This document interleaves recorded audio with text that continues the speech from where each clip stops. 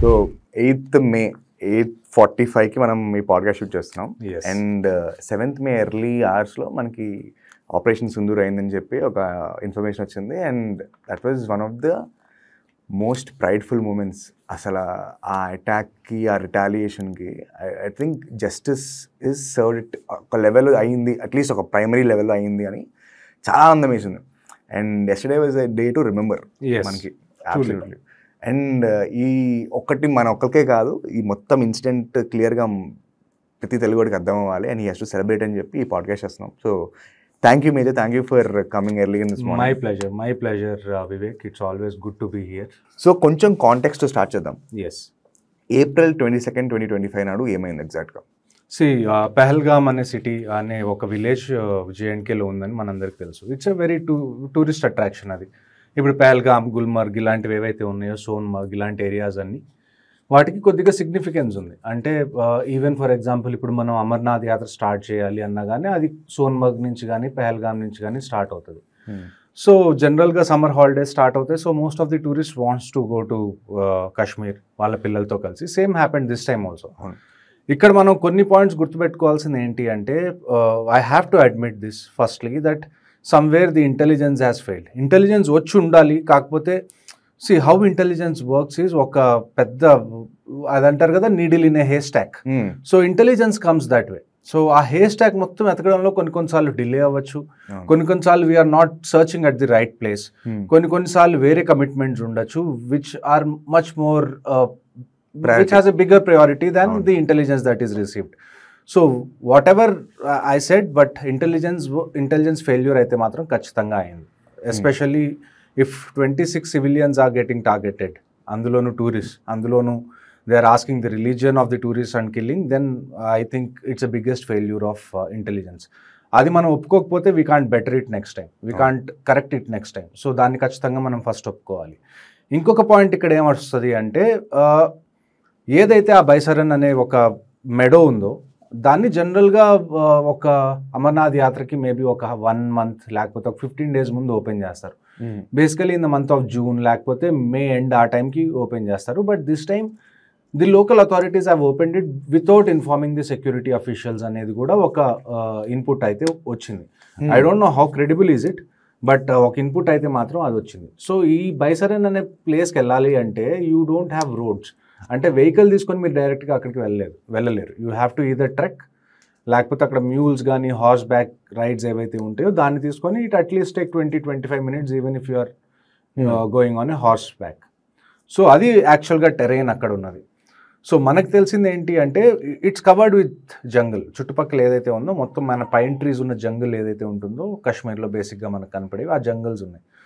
So if you ask me, if I have to come to a conclusion from the patterns on the ground, ఈ terrorist ఎవరైతే ఉన్నారో నాకు తెలిసి they might have been hiding in that village, in that jungle for almost 15 to 20 days నా ఉద్దేశం. 20 days ఖచ్చితంగా. ఎందుకంటే terrorist ఇలాగా హైడౌట్స్ పెట్టుకొని అడవుల్లో ఉండడం కొత్త విషయం ఏం కాదు కాశ్మీర్లో.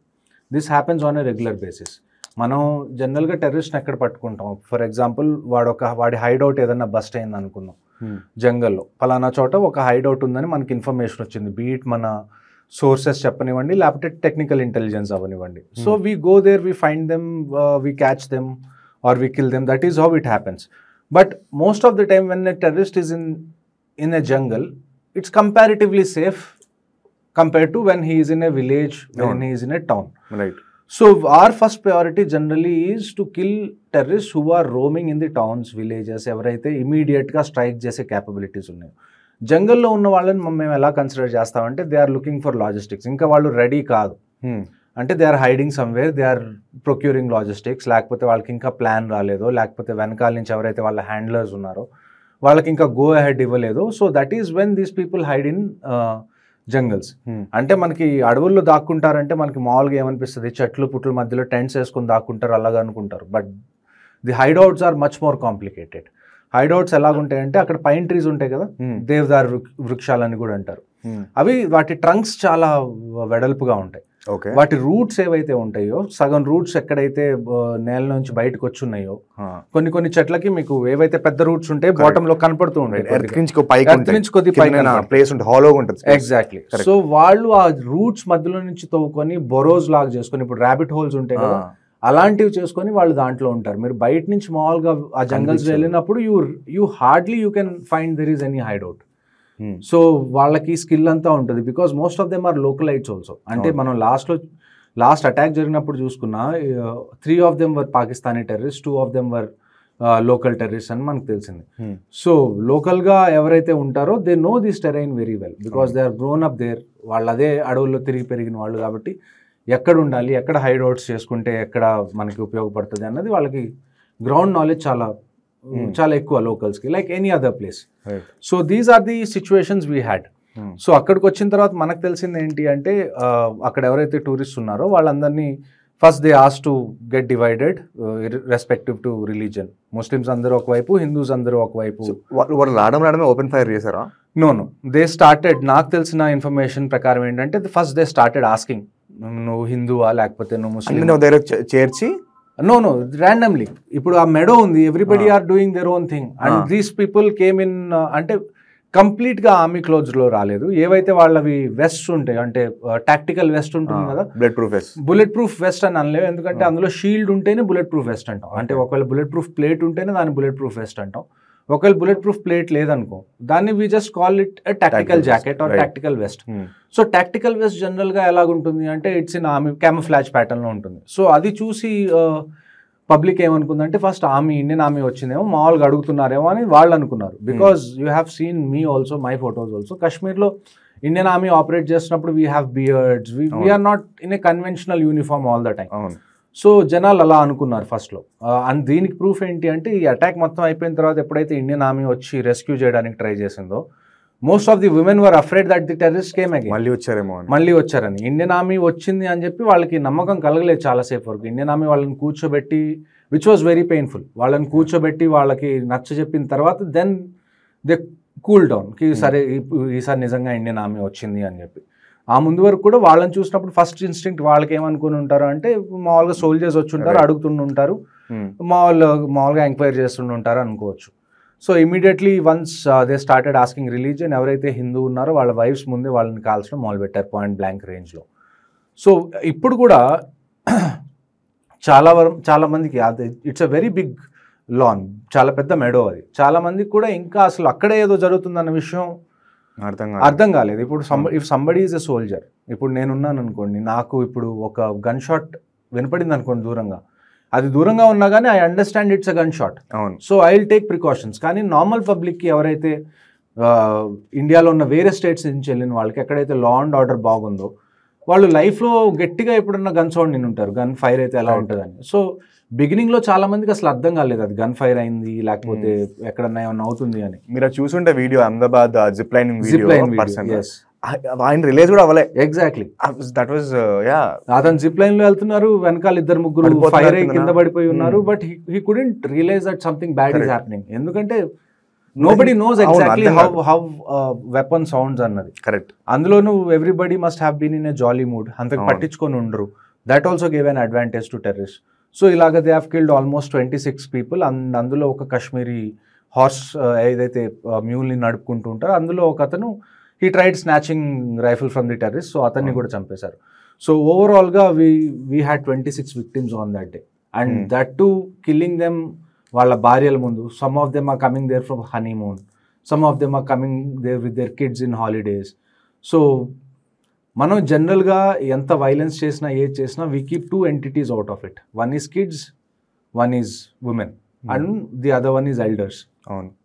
All the 3 got affected at the same time దీంట్లో ఈ అటాక్లో. So we had to take this a very serious. Of course it's a serious issue. And security point of వ్యూలో కూడా I think we have realise that there are lapses. ఎందుకంటే this is not the first time. దీన్ని మనం TRF అని ఒక terrorist organisation ఉంది. They have taken the responsibility for it. ఈ TRF the story కూడా కొద్దిగా ఇంట్రెస్టింగ్ స్టోరీ.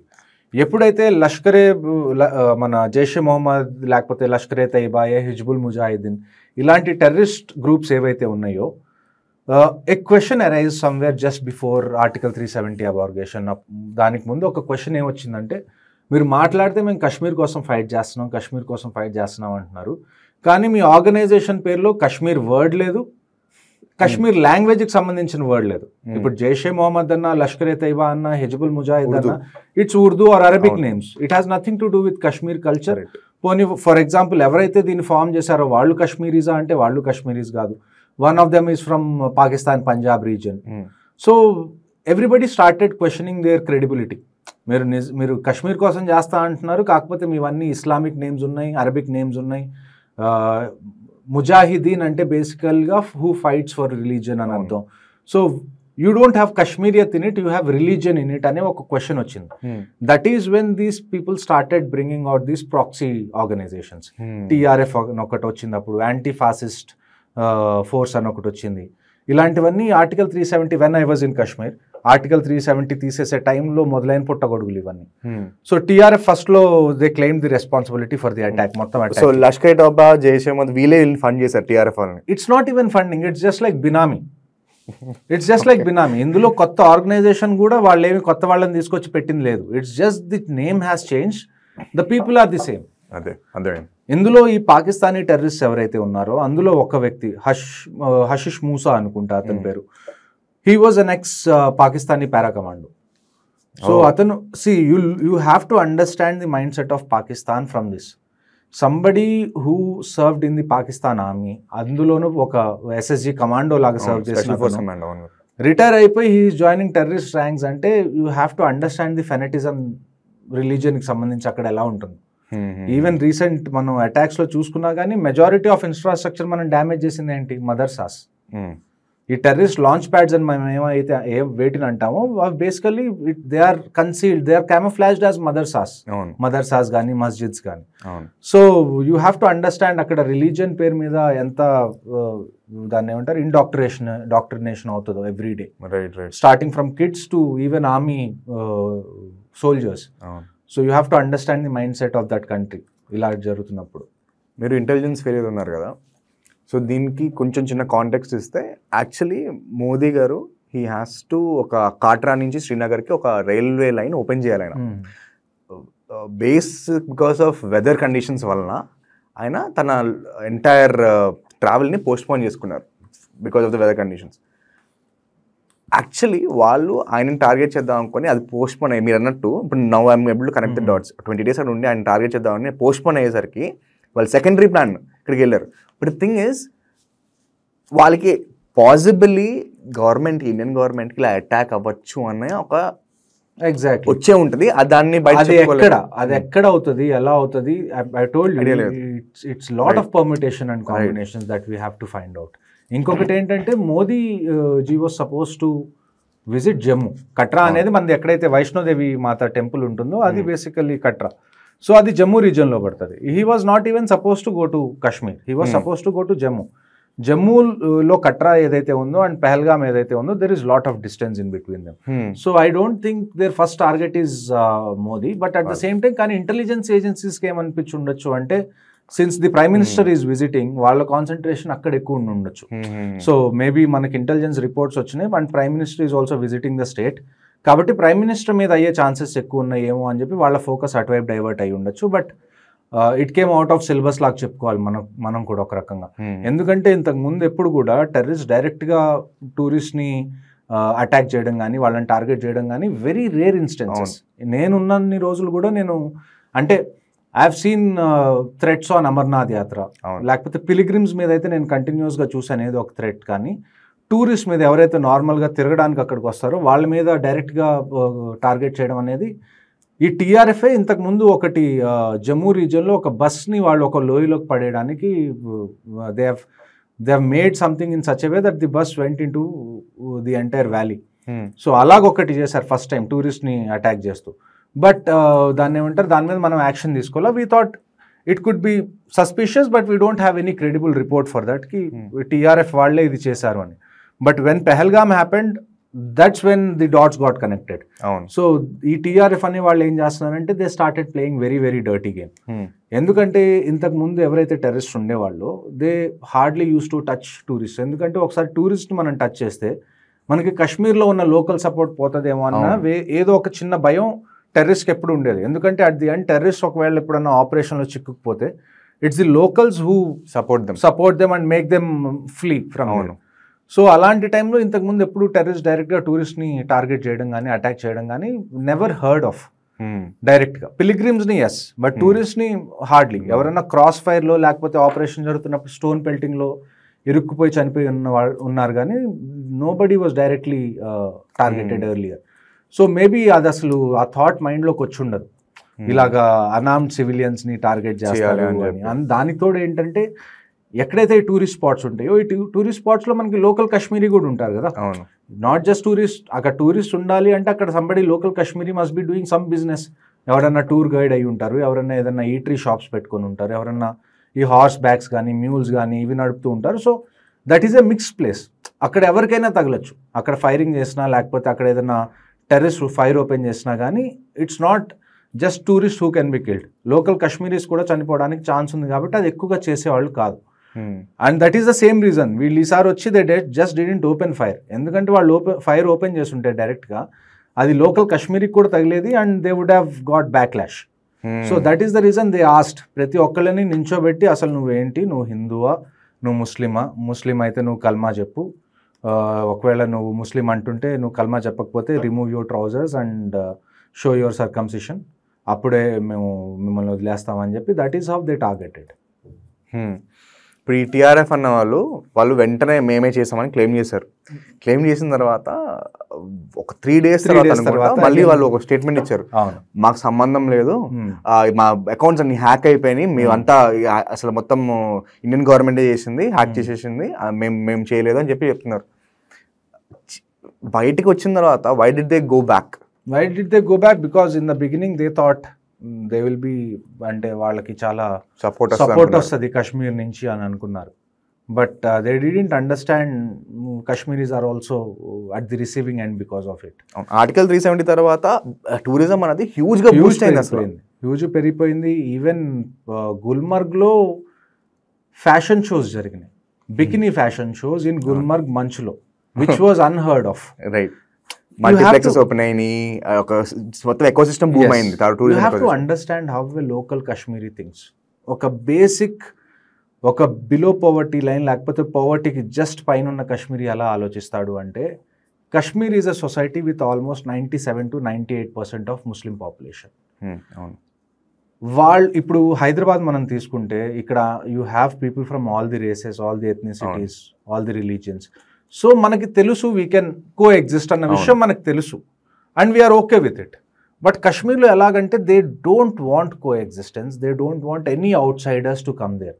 ఆర్టికల్ 370 తీసేసిన తర్వాత వై దేర్ వాజ్ సైలెన్స్ ఉన్నా కానీ why they didn't like removing article 370 అంటే, ఆర్టికల్ 370 తీసేస్తే ఇప్పుడు బయట నుంచి కూడా ఎవరన్నా వచ్చి అక్కడ సిటిజన్షిప్ తీసుకోవచ్చు, ల్యాండ్ కొనుక్కోవచ్చు. సో ఈవెన్చువల్లీ వాళ్ళ భయం ఏంటి అంటే ఇది ముస్లిం మెజారిటీ స్టేట్ నుంచి మామూలు స్టేట్ అయిపోతుందేమో. ఇప్పటి వరకు మనం ఏదైతే కాపాడుకుంటూ వచ్చామో 97-98% ముస్లిం population, that will get diluted. మేము వేరే రిలీజన్ వాళ్ళతో కో ఎగ్జిస్ట్ చేయాలి, వాళ్ళతో పాటు ఉండాలి, వాళ్ళతో పాటు షేర్ చేసుకోవాలి అన్న థాట్ వాళ్ళకి, దాన్ని ఏమంటారు, it has become an alien thought for them, especially after Kashmiri Pandit exodus. 1990లో వెళ్ళిపోయారు. ఇట్స్ ఆల్మోస్ట్ 35 years నుంచి వాళ్ళు వేరే కమ్యూనిటీ వాళ్ళని చూడలేదు వాళ్ళ స్ట్రీట్స్లో కానీ వాళ్ళ ఇళ్ల మధ్యలో వేరే వాళ్ళు ఉంటుంది. So they don't understand that other people can come and co exist with them. And దానికి తోడు ఆ ఇండాక్ట్రినేషన్ ఏదైతే ఉంటుందో లేకపోతే అక్కడ పొలిటిక్స్ ఎలాగైతే ఉంటాయో, all of them fuel to this sentiment in a local Kashmiris mind set. ఇప్పుడు లోకల్ కాశ్మీరీ ఎలా మాట్లాడతాడు అంటే, he repeats the same thing as Pakistan says. ఇందులో దాన్ని ఏమంటారు, టెర్రరిస్ట్ ఏమీ అసలు ఇన్వాల్వ్మెంట్ లేదు, ఇది ఇండియన్ గవర్నమెంటే చేయించిందని చెప్పే కాశ్మీరీస్ ఇవాళ కూడా చాలామంది ఉన్నారు. Because it's easy for them to, ఇప్పుడు పాకిస్తాన్కి కాశ్మీర్కి ఉన్న ఒకే ఒక్క రిలేషన్ ఏంటి, Islam. Right. Islam is the only relation Pakistan and Kashmir has, or else దానికి తప్ప ఇంకేముంది. Right. So a local Kashmiri will listen to Pakistan.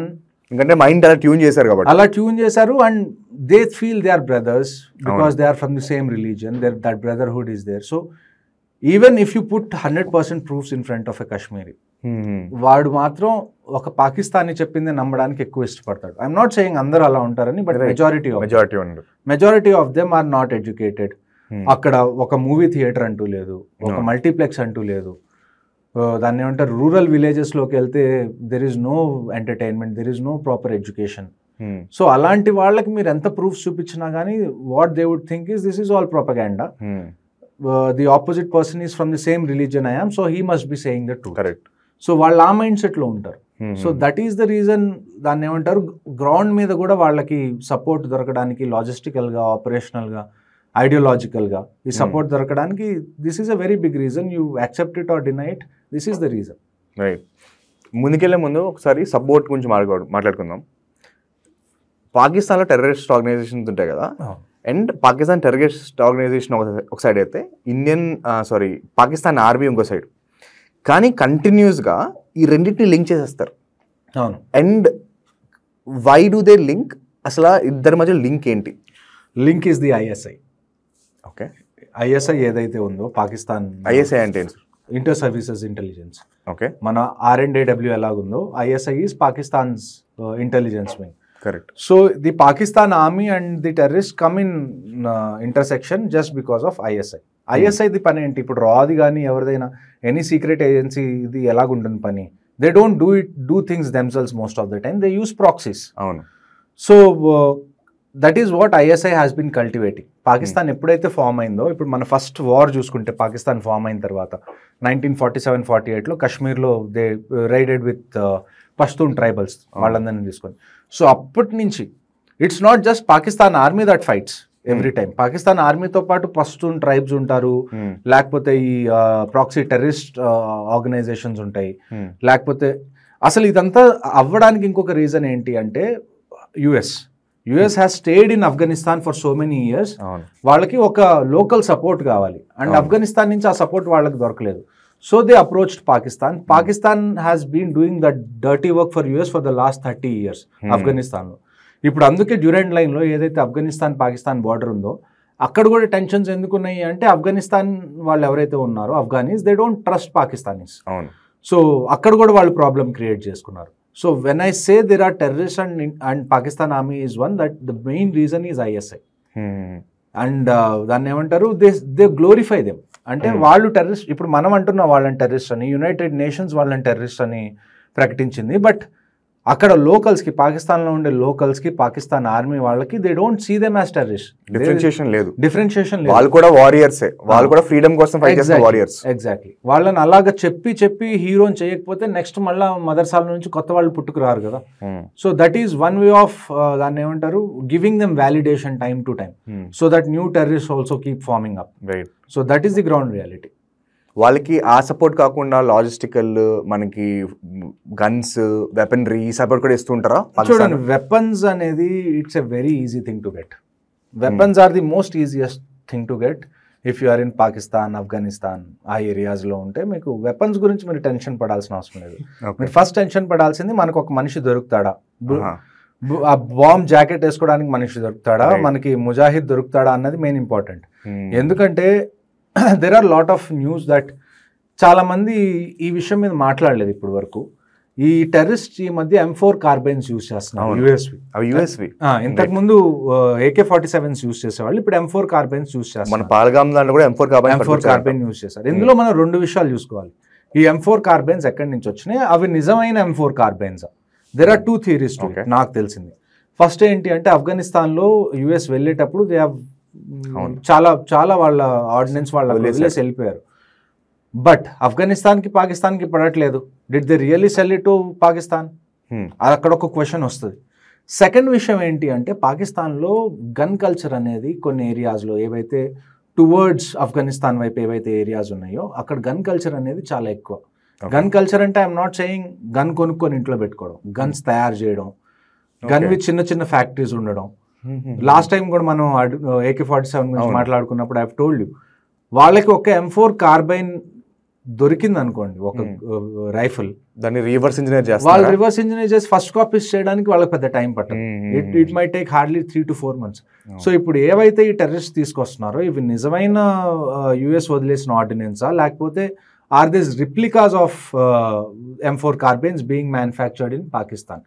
ఇది కూడా చూసుకోవాలి. ఎందుకంటే చైనాలో కూడా ఇంతకుముందు మేము టెర్రరిస్ట్ని ఎప్పుడన్నా పట్టుకున్నప్పుడు లేకపోతే వాళ్ళని చంపినప్పుడు వాళ్ళ కిట్ ఏదైతే ఉంటుందో we use to get Chinese pistols. కానీ ఆ చైనీస్ పిస్టల్స్ మేము ఒకసారి దగ్గరగా అబ్జర్వ్ చేస్తే మాకు తెలిసేది ఏంటంటే they are not made in China, they are replicas made in Pakistan. So ఇలాంటి విషయాలు కూడా మనం చూసుకోవాలి. సో మా వాళ్ళకి వెపన్స్ దొరకడం అనేది I don't think it's a big issue at all. అక్కడ చాలా చాలా నార్మల్ విషయం వెపన్ అన్నది, పాకిస్తాన్లో కానీ ఆఫ్ఘనిస్తాన్లో కానీ. It's the man what is required more than weapon. అక్కడ వెపన్స్ అవన్నీ చాలా రెడీగా ఉన్నాయి. అండ్ ఎలానో వాళ్ళు పాకిస్తాన్ ఆర్మీతో కలిసి పనిచేస్తారు కాబట్టి ఐ డోంట్ థింక్ వెపన్స్ వాళ్ళకి సమకూర్చుకోవాలంటే అది పెద్ద విషయం అని నేనైతే అనుకోను. సో మన పహల్గామ్ టెర్రర్ అటాక్ అయింది, నాకు ఇన్సిడెంట్ అన్నా కూడా లేదు, పహల్గామ్ టెర్రర్ అటాక్ అయింది. అయిన తర్వాత మన గవర్నమెంట్ ఎలా రియాక్ట్ అయింది? బికాజ్ క్లియర్లీ ఏంటంటే పాకిస్తాన్ ఆర్మీకి పాకిస్తాన్ టెర్రరిస్ట్ ఆర్గనైజేషన్కి ఏ రకమైన భేదం లేదు, దే ఆర్ వన్. అలాగే ఎంటిటీలా ట్రీట్ చేస్తున్నాం మనం, మన గవర్నమెంట్ ఎలా ట్రీట్ చేస్తుంది, మన డిప్లొమేట్స్ కూడా అట్లా ట్రీట్ చేస్తున్నారు, చేయట్లేదా? See this is where operation Sindoor comes. Operation Sindoor మనం చేసాం, మనం ఎవరిని టార్గెట్ చేసాం? We target terrorist. అవును. ఒకవైపు you are saying Pakistan army and Pakistani terrorist are same, then why not directly attack the Pakistan army? First point. Second point ఏంటి అంటే ఈ అటాక్ చేసిన తర్వాత మనం ఒక ministry of defence statement release చేసింది. What we have done are precision strikes only targeting terrorist infrastructure and are non escalatory in nature. అంటే దీని అర్థం ఏంటి అంటే ప్రెసిషన్ స్ట్రైక్ అంటే ఎక్కడైతే ఏ బిల్డింగ్లో అయితే టెర్రరిస్ట్ ఉన్నారని మనకు తెలుసో ఎగ్జాక్ట్గా ఆ బిల్డింగ్ మీదే మనం ఎయిర్ స్ట్రైక్స్ చేసాం. పక్కన ఏమి సివిలియన్ క్యాజువాలిటీస్ అవ్వకుండా మనం, లేకపోతే పాకిస్తాన్ ఆర్మీ బేసెస్ మీద ఏమీ చేయకుండా మనం ఒక వీ హ్యావ్ రిఫ్రైన్డ్ అవర్ సెల్ఫ్ అన్నట్టు చాలా గొప్పగా చెప్పాం. అసలు అంత పెద్ద స్టేట్మెంట్ ఇవ్వాల్సిన అవసరం లేదని నేను అంటాను. That is one of the biggest minus point so far నన్ను అడిగితే. వార్ అనేది పర్సెప్షన్ మీద చాలా చాలా డిపెండ్ అవుతుంది. వార్ అయిన తర్వాత ఇప్పుడు మనం చూస్తున్నాం ఎంత ప్రొపగాండా జరుగుతుంది, ఎంత మిస్ఇన్ఫర్మేషన్ స్ప్రెడ్ అవుతుంది. సో ఇలాంటి టైంలో the words you use are very important. The words you use shows how confident you are.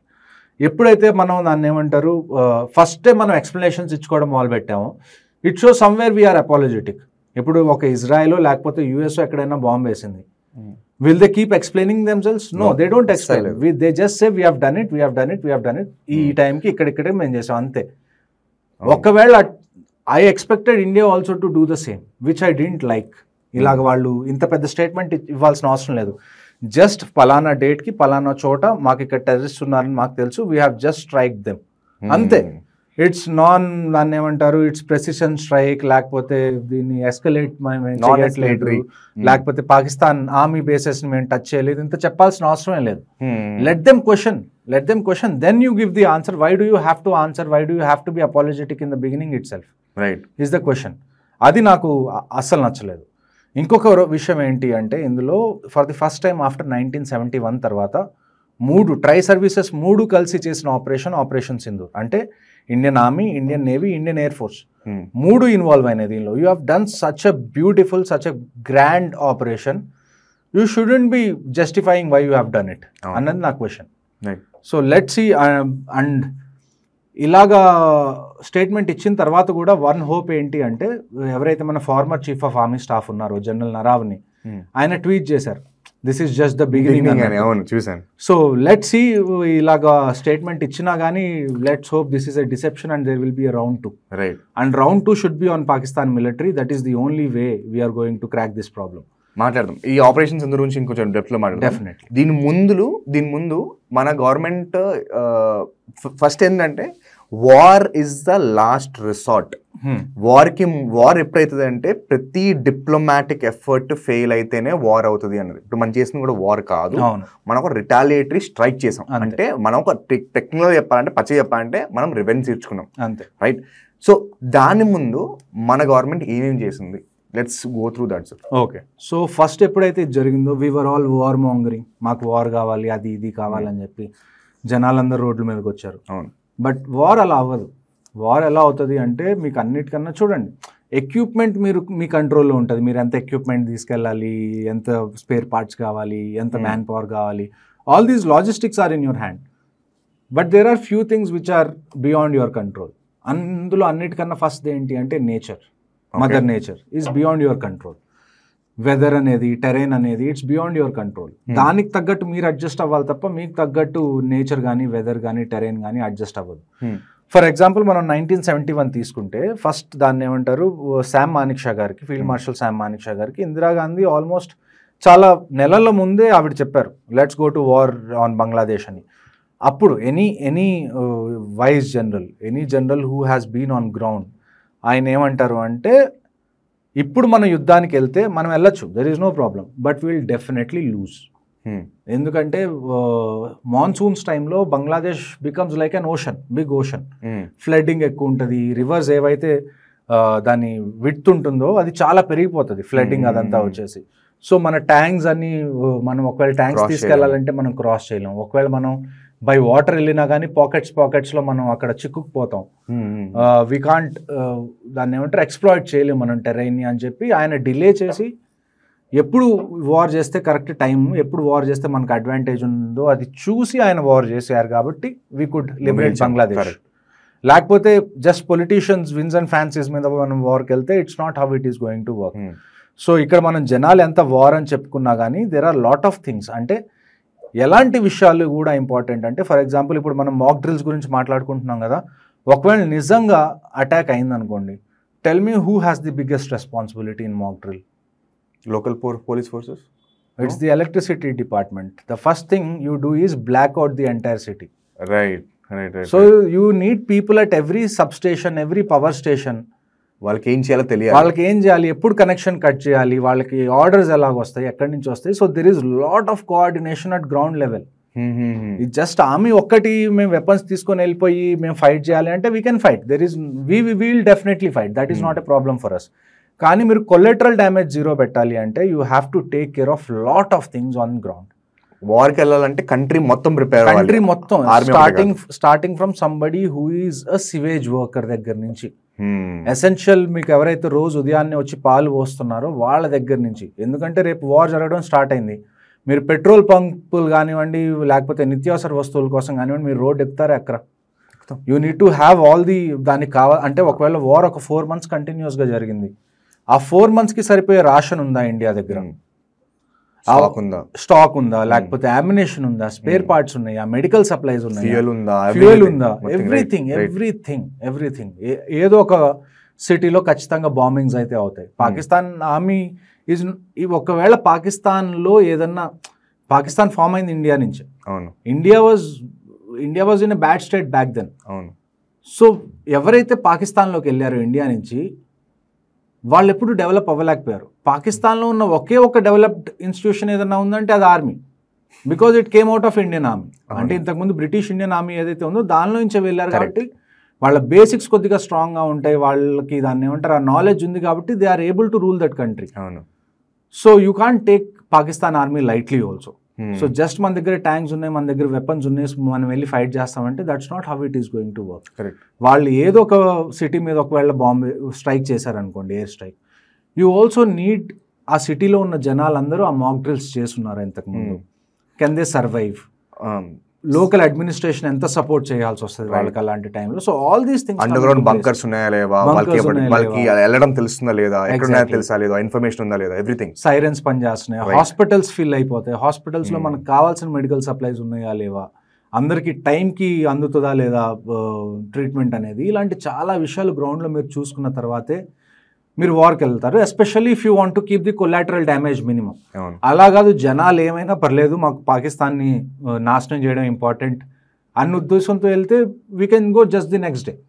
అలా కాదు, పాకిస్తాన్ని నాశనం చేయాలి and at the same time మన జనాలకు కూడా ఏం కాకూడదు అని ఒకవేళ ఆ మైండ్ సెట్తో మనం వార్కి వెళ్ళాలి అంటే it takes lots and lots of preparation. Right. అంటే మీకు ఒక ఎగ్జాంపుల్ చెప్తా. ఓఎన్జీసీ ఏదైతే ఉందో, oil and natural gas corporation ఇండియాది, ఓఎన్జీసీలో కూడా టెరిటోరియల్ ఆర్మీ ఉంది. ONGC ఇది కూడా క్యాడర్ ఉంది, territorial army. Why? Because in war you need continuous supply of oil and natural gas. So అది చాలా వైటల్ సప్లై, చాలా ఇంపార్టెంట్ సప్లై. అది చాలా దాన్ని ఏమంటారు సేఫ్గా సెక్యూర్గా తీసుకెళ్ళాలి. ఎందుకంటే one strike on it the entire train ఏదైతే అది ఆయిల్ తీసుకెళ్తుందో ఆ ట్రైన్ మొత్తం కాలిపోతుంది. So you can't save it. So you need territorial army in ONGC also to secure those compartments ఏవైతే అవి గూడ్స్ ట్రైన్స్ ఏవైతే ఉంటాయో వాటిని సెక్యూర్ చేసి పంపించడానికి you need territorial army there also. So in entities అన్ని కలిసి పనిచేస్తేనే మనం వార్కి వెళ్ళగలము అన్న ఒక కాన్ఫిడెన్స్తో మనం డెసిషన్ తీసుకుంటాం. So all these things matter ground మీద. వార్ గురించి మాట్లాడుకుంటుంటే ఒకవేళ వార్ చేసుకుంటే we have the most to lose. Yes, India ఒక ఫాస్టెస్ట్ గ్రోయింగ్ నేషన్ మొత్తం వరల్డ్లో. మనము with on the entire scale మనం 4th పొజిషన్లో ఉన్నాం. కాన్స్టెంట్గా 7th నుంచి 4th కంట్రీస్గా we're growing. And Pakistan is a fail state. ఈ రోజా రేపా అన్నట్టు ఉంది అది సిచ్యువేషన్. దాన్ని ఎకనామిక్ మొత్తం కొలాప్స్ అయిపోయింది. వాళ్ళకి లిటరల్గా US ఇచ్చే ఎకనామిక్ ఎయిడ్ మీద బతుకుతుంది అది, రైట్? ఒకవేళ వాళ్ళు వార్కి వచ్చినా కూడా మనకి పోయేది ఏముంది అన్న మైండ్ సెట్లో వాళ్ళు వచ్చేసి they can do whatever they want. It's like ఎలాగంటే you're fighting with a monkey. Pakistan ఇప్పుడు ఇంకా పాకిస్తాన్ ఎలాగంటే that's how it is. Animal మూవీలో రణబీర్ కపూర్ చెప్తాడు కదా ఇలా ఇలా ఇలా. So that is how Pakistan is. At the end అసలు ఏమీ దొరక్కపోతే దే ఆర్ సచ్ పీపుల్. అంటే గవర్నమెంట్ ఎలాంటిది అంటే they will blackmail you using suicide. అంటే నా తలకి నేనే గన్ పెట్టుకుని నేను చచ్చిపోతా, మీరు ఇప్పుడు నెగోషియేట్ చేయకపోతే, మీరు మాట్లాడకపోతే అనే రకం పాకిస్తాన్. సో ఆ కన్సిడరేషన్ అనేది ఖచ్చితంగా మనం తీసుకోవాలి. ఎందుకంటే they have nothing to lose. ఎలానో వాళ్ళది మొత్తం పోయింది. And we're 2 nuclear states. వాళ్ళు మాటికి ఇచ్చే ధమ్కి ఏంటి, మేము న్యూక్లియర్ వార్ హెడ్స్ వాడతాం, న్యూక్లియర్. దట్ ఈస్ బికాజ్ వాళ్ళకి తెలుసు మనము వాడతామని. But they have nothing to lose. And దాన్ని ఏమంటారు, అక్కడున్న army they are least bothered about their people. వాళ్ళకేంటంటే వాళ్ళ టెన్యూర్ ఎక్స్టెండ్ అవ్వాలనో లేకపోతే వాళ్ళు డబ్బులు సంపాదించుకోవాలని అక్కడ మిలిటరీ జనరల్స్ ఉంటారు తప్ప. మనం చాలా ఫ్రీక్వెంట్గా వింటూ ఉంటాం కదా, every country has an army and Pakistan army has a country. అవును. సో దే హార్డ్లీ కేర్ వాళ్ళ జనాలు ఏమవుతారు, ఏమైపోతారు, వాళ్ళు చనిపోతారు అంటే it's very secondary to them. So ఆ విషయాన్ని కూడా మనం మైండ్లో పెట్టుకోవాలి. ఇంకో విషయం మనం మైండ్లో పెట్టుకోవాల్సింది ఏంటంటే China. If we go on a full fledged war on పాకిస్తాన్నో మనం చాలా విషయాలు అంటే చాలా ఎలిమెంట్స్ మనం ఎగ్జాస్ట్ అయిపోతాం. అంటే మన దగ్గర ఉన్న సప్లైస్ కానివ్వండి, మన దగ్గర ఉన్న ఎకానమీ కానివ్వండి, లేకపోతే ఇలాంటి ఇంపార్టెంట్ విషయాలన్నీ ఎగ్జాస్ట్ అయిపోతే మనం మళ్ళీ స్టార్టింగ్ నుంచి బిల్డప్ చేసుకోవాల్సి వస్తుంది. మళ్ళీ ఆ పేజ్లోకి రావాలి అంటే అదే టైంలో మనకు ఒకవేళ చైనాతో కాన్ఫ్లిక్ట్ అయితే మనం వెంటనే రెస్పాండ్ అవ్వలేం. Immediately after completing 1 war with 1 country మనం 2వ వార్కి వెళ్ళాలి అంటే at least we need some window to prepare. ఆ విండో మనకి దొరకకపోతే అదొక ప్రాబ్లం అవుతుంది. So all these things have to be considered if you're going for a full fledged war. దానికి తోడు ఇప్పుడు ఇంకొక లక్ ఏంటి అంటే if you look at geopolitical situation now, పాకిస్తాన్కి సపోర్ట్ చేసే కంట్రీస్ 2 నాకు తెలిసి. అంటే ఖచ్చితంగా సపోర్ట్ చేసే, మిగతావి మేబీ విత్ టైం ఎవరన్నా రావచ్చేమో కానీ 2 countries if I have to say which are going to help Pakistan. ఒకటి చైనా, రెండోది తుర్కీ. ఈ 2 తప్ప నాకు తెలిసి వేరే ఏ కంట్రీ కూడా డిప్లొమాటికల్లీ ఏమన్నా హెల్ప్ చేస్తాయేమో టాక్స్లో, కానీ మిలిటరీ పరంగా అయితే నాకు తెలిసి వేరే ఏ కంట్రీ హెల్ప్ చేయదు ఈ 2 కంట్రీస్ తప్ప. But whereas when you look at India you have countries like Russia can help you. అవును, అవి ఇప్పుడు ఏంటంటే US ఎలానో ఆఫ్ఘనిస్తాన్లో లేదు, సో వాళ్ళకి పాకిస్తాన్ అవసరం కూడా పెద్ద లేదు. And Donald Trump being in power, అవును, likely they might also help us. France నుంచి అలానో మనం రఫేల్స్ తీసుకుంటున్నాం కాబట్టి France will help us. Japan and India has a very good relation, Japan can help us. ఒక రకంగా చూసుకుంటే మనకున్న ఒకే థ్రెట్ చైనా ప్రస్తుతానికి. Turkey also it's not a bigger threat. వాళ్ళు జస్ట్ దాన్ని ఏమంటారు అమ్యునిషన్ కానీ వెపన్ సప్లైస్ కానీ కంటిన్యూ చేస్తూ ఉండగలరు, కానీ they can't really fight India. So మనకున్న ప్రాబ్లం వచ్చేసి చైనానే. కానీ ఇక్కడ మనకున్న అడ్వాంటేజ్ ఏంటి అంటే మనం రష్యాకి ఎంత క్లోజో China is also closer to Russia. So Russia might intervene and say చైనాకి ఇప్పుడు లాస్ట్ ఒక 2-3 డేస్లో ఈ ఆపరేషన్ సింధూర్ అయిపోయిన తర్వాత ఎవ్రీ కంట్రీ సెట్ దట్ చలో ఏదైతే చేశారో బట్ దీన్ని ఎస్కలేట్ చేయొద్దు అన్నట్టుగానే చెప్తున్నారు. రష్యా కూడా అలానే చెప్పింది. But internally Russia helps us. బయటికి స్టేట్మెంట్ అలా ఇచ్చినా కానీ లోపల Russia will help us no matter what. And చైనాని కూడా కొద్దిగా బ్లాక్ చేసి పెట్టడంలో రష్యా మనకు హెల్ప్ అవుతుంది అని చెప్పి నేను అనుకుంటున్నాను. ఐ థింక్ ఉన్న అన్ని కంట్రీస్లో అన్ఎక్వివల్ సపోర్ట్ ఇచ్చింది అంటే లైక్ అట్లీస్ట్ మాట సపోర్ట్ అయినా ఇజ్రాయెల్ మంచి పని చేశారు, కుమ్మేసే. Israel has been dealing with this for the last, ఎప్పటి నుంచి అయితే వాళ్ళు స్టార్ట్ అయిందో వాళ్ళది కంట్రీ, అప్పటి నుంచి they are dealing with the same thing. Palestine నుంచి, ఆ గాజా స్ట్రిప్ నుంచి, ఆ హమస్ ఏదైతే ఉన్నారో, హెజ్బుల్లా వీళ్ళు ఎవరైతే ఉన్నారో, they have been torturing them continuously. ఒక రకంగా చూసుకుంటే ఈ పెహల్గామ్ది కూడా మనం we can see it as దాన్ని ఏమంటారు, August 7th, October 7th ఇజ్రాయెల్లో అయింది ఇదంతా. కాన్ఫ్లిక్ట్ స్టార్ట్ అయ్యే ముందు గాజా స్ట్రిప్ నుంచి వాళ్ళు పారాగ్లైడర్ చేసుకొని వచ్చి అక్కడ వచ్చి లోకల్స్ చంపడం, సివిలియన్స్ చంపడం. So this should also be, అంటే they understand what we're going through, so they are happy with it. So and Israel support చేయడం వల్ల ఇంకొక అన్నిటికన్నా పెద్ద బెనిఫిట్ ఏంటి అంటే we get good amount of military equipment. Israel దగ్గర R&D కానీ మ్యానుఫ్యాక్చరింగ్ కానీ military equipment they are at par with the super powers of this world. Correct. So అక్కడి నుంచి మనకి మిలిటరీ స్ట్రెంగ్త్ అనేది, అంటే ఐ మీన్ ఎక్విప్మెంట్ పరంగా అక్కడి నుంచి ఖచ్చితంగా మనకి సపోర్ట్ ఉంటుంది. So almost every big countries in support of us. Maybe they won't say it out directly, back end లో and that to this time it's not a military conflict. అంటే ఒక military cantonment మీద attack అయింది, లేకపోతే పుల్వామాలో చూసుకున్నట్టు paramilitary మీద attack అయింది, అలా కాదు. ఈసారి జరిగింది ఇన్నోసెంట్ సివిలియన్స్ మీద. So any country who opposes what we are doing should also be in our enemy list from now on. Correct. So clear terrorist, civilian terrorist attack ఇది. Exactly. So ఇప్పుడు ఎవరన్నా country పాకిస్తాన్కి support చేసినా, ఏదన్నా country మనకి అగేన్స్ట్గా మాట్లాడినా, we have to declare them hour enemy nation. And మనం ఇక్కడ నుంచి ఏ ఎక్విప్మెంట్ కానీ, ఏ ఫుడ్ గ్రెయిన్స్ కానీ, ఎలాంటి ఎక్స్పోర్ట్స్ ఇక్కడ నుంచి మనం ఆ కంట్రీకి ఇవ్వకూడదు. So that is how the stands should be. అవును, yeah, very true. So coming back, మనది పహల్గామ్ టెర్రర్ అటాక్ అయిన తర్వాత మన ఇండియన్ గవర్నమెంట్ ఐ థింక్ ఒక లిస్ట్ ఆఫ్ యాక్టివిటీస్ చేసింది. One of the thing is Indus water ఆపేసింది. సెకండ్ థింగ్ ఏంటంటే diplomats వెనక్కి రాగించింది, ఎయిర్ స్పేస్ బ్లాక్ చేసేసింది. Like can you give me list of things it has done? So first thing ఏంటంటే మనకి Indus water ట్రీటీని మనం scrap చేసేసాం. ఇండస్ వాటర్ ట్రీటీ ప్రకారం ఏంటంటే దెర్ ఆర్ 3 rivers, అందులో అవి ఏవైతే మనం కన్జంప్షన్ పర్పసెస్కి వాడకూడదు, కానీ అవి ఫ్లో అయ్యేది ఇండియాలోంచే పాకిస్తాన్లోకి వెళ్తాయి. కానీ ఆ 3 rivers మనం వాడుకోవడం కానీ, దాన్ని బ్లాక్ చేయడం కానీ మనం చేయకూడదు. We can use it for non consumption uses. Non consumption uses అంటే మనకి ఇక్కడ ఏమొస్తాయి, ఎలక్ట్రిసిటీ జనరేట్ చేయడం, ఇలాంటి దానికి మనం యూజ్ చేయొచ్చు. సో మనకి ఇప్పుడు 2 డ్యామ్స్ ఉన్నాయి బేసిక్గా, జమ్మూ రీజియన్లో ఒకటి, కాశ్మీర్ రీజియన్లో ఒకటి Krishna Ganga hydroelectric project, రెండోదేమో బగ్లియార్ డ్యామ్. ఇప్పుడు ఏదైతే మనం ఇండస్ వాటర్ ట్రీటీ మనం స్క్రాప్ చేసామో దీని ఫుల్ ఎఫెక్ట్ మనకు కనపడాలంటే it will take at least 5 to 6 years. 6 years. ఎందుకంటే ఇప్పుడు మన దగ్గర అన్ని డ్యామ్స్ లేవు, మన దగ్గర అంత ఇన్ఫ్రాస్ట్రక్చర్ లేదు. సో మనం ఇప్పుడు ఏం చేస్తున్నాం అంటే వీఆర్ డూయింగ్, అంటే ఒక 3 days ఆపేసామనుకోండి, రివర్ బెడ్ మొత్తం ఎంప్టీ అయిపోతుంది అటువైపు. And all of a sudden we are flooding it.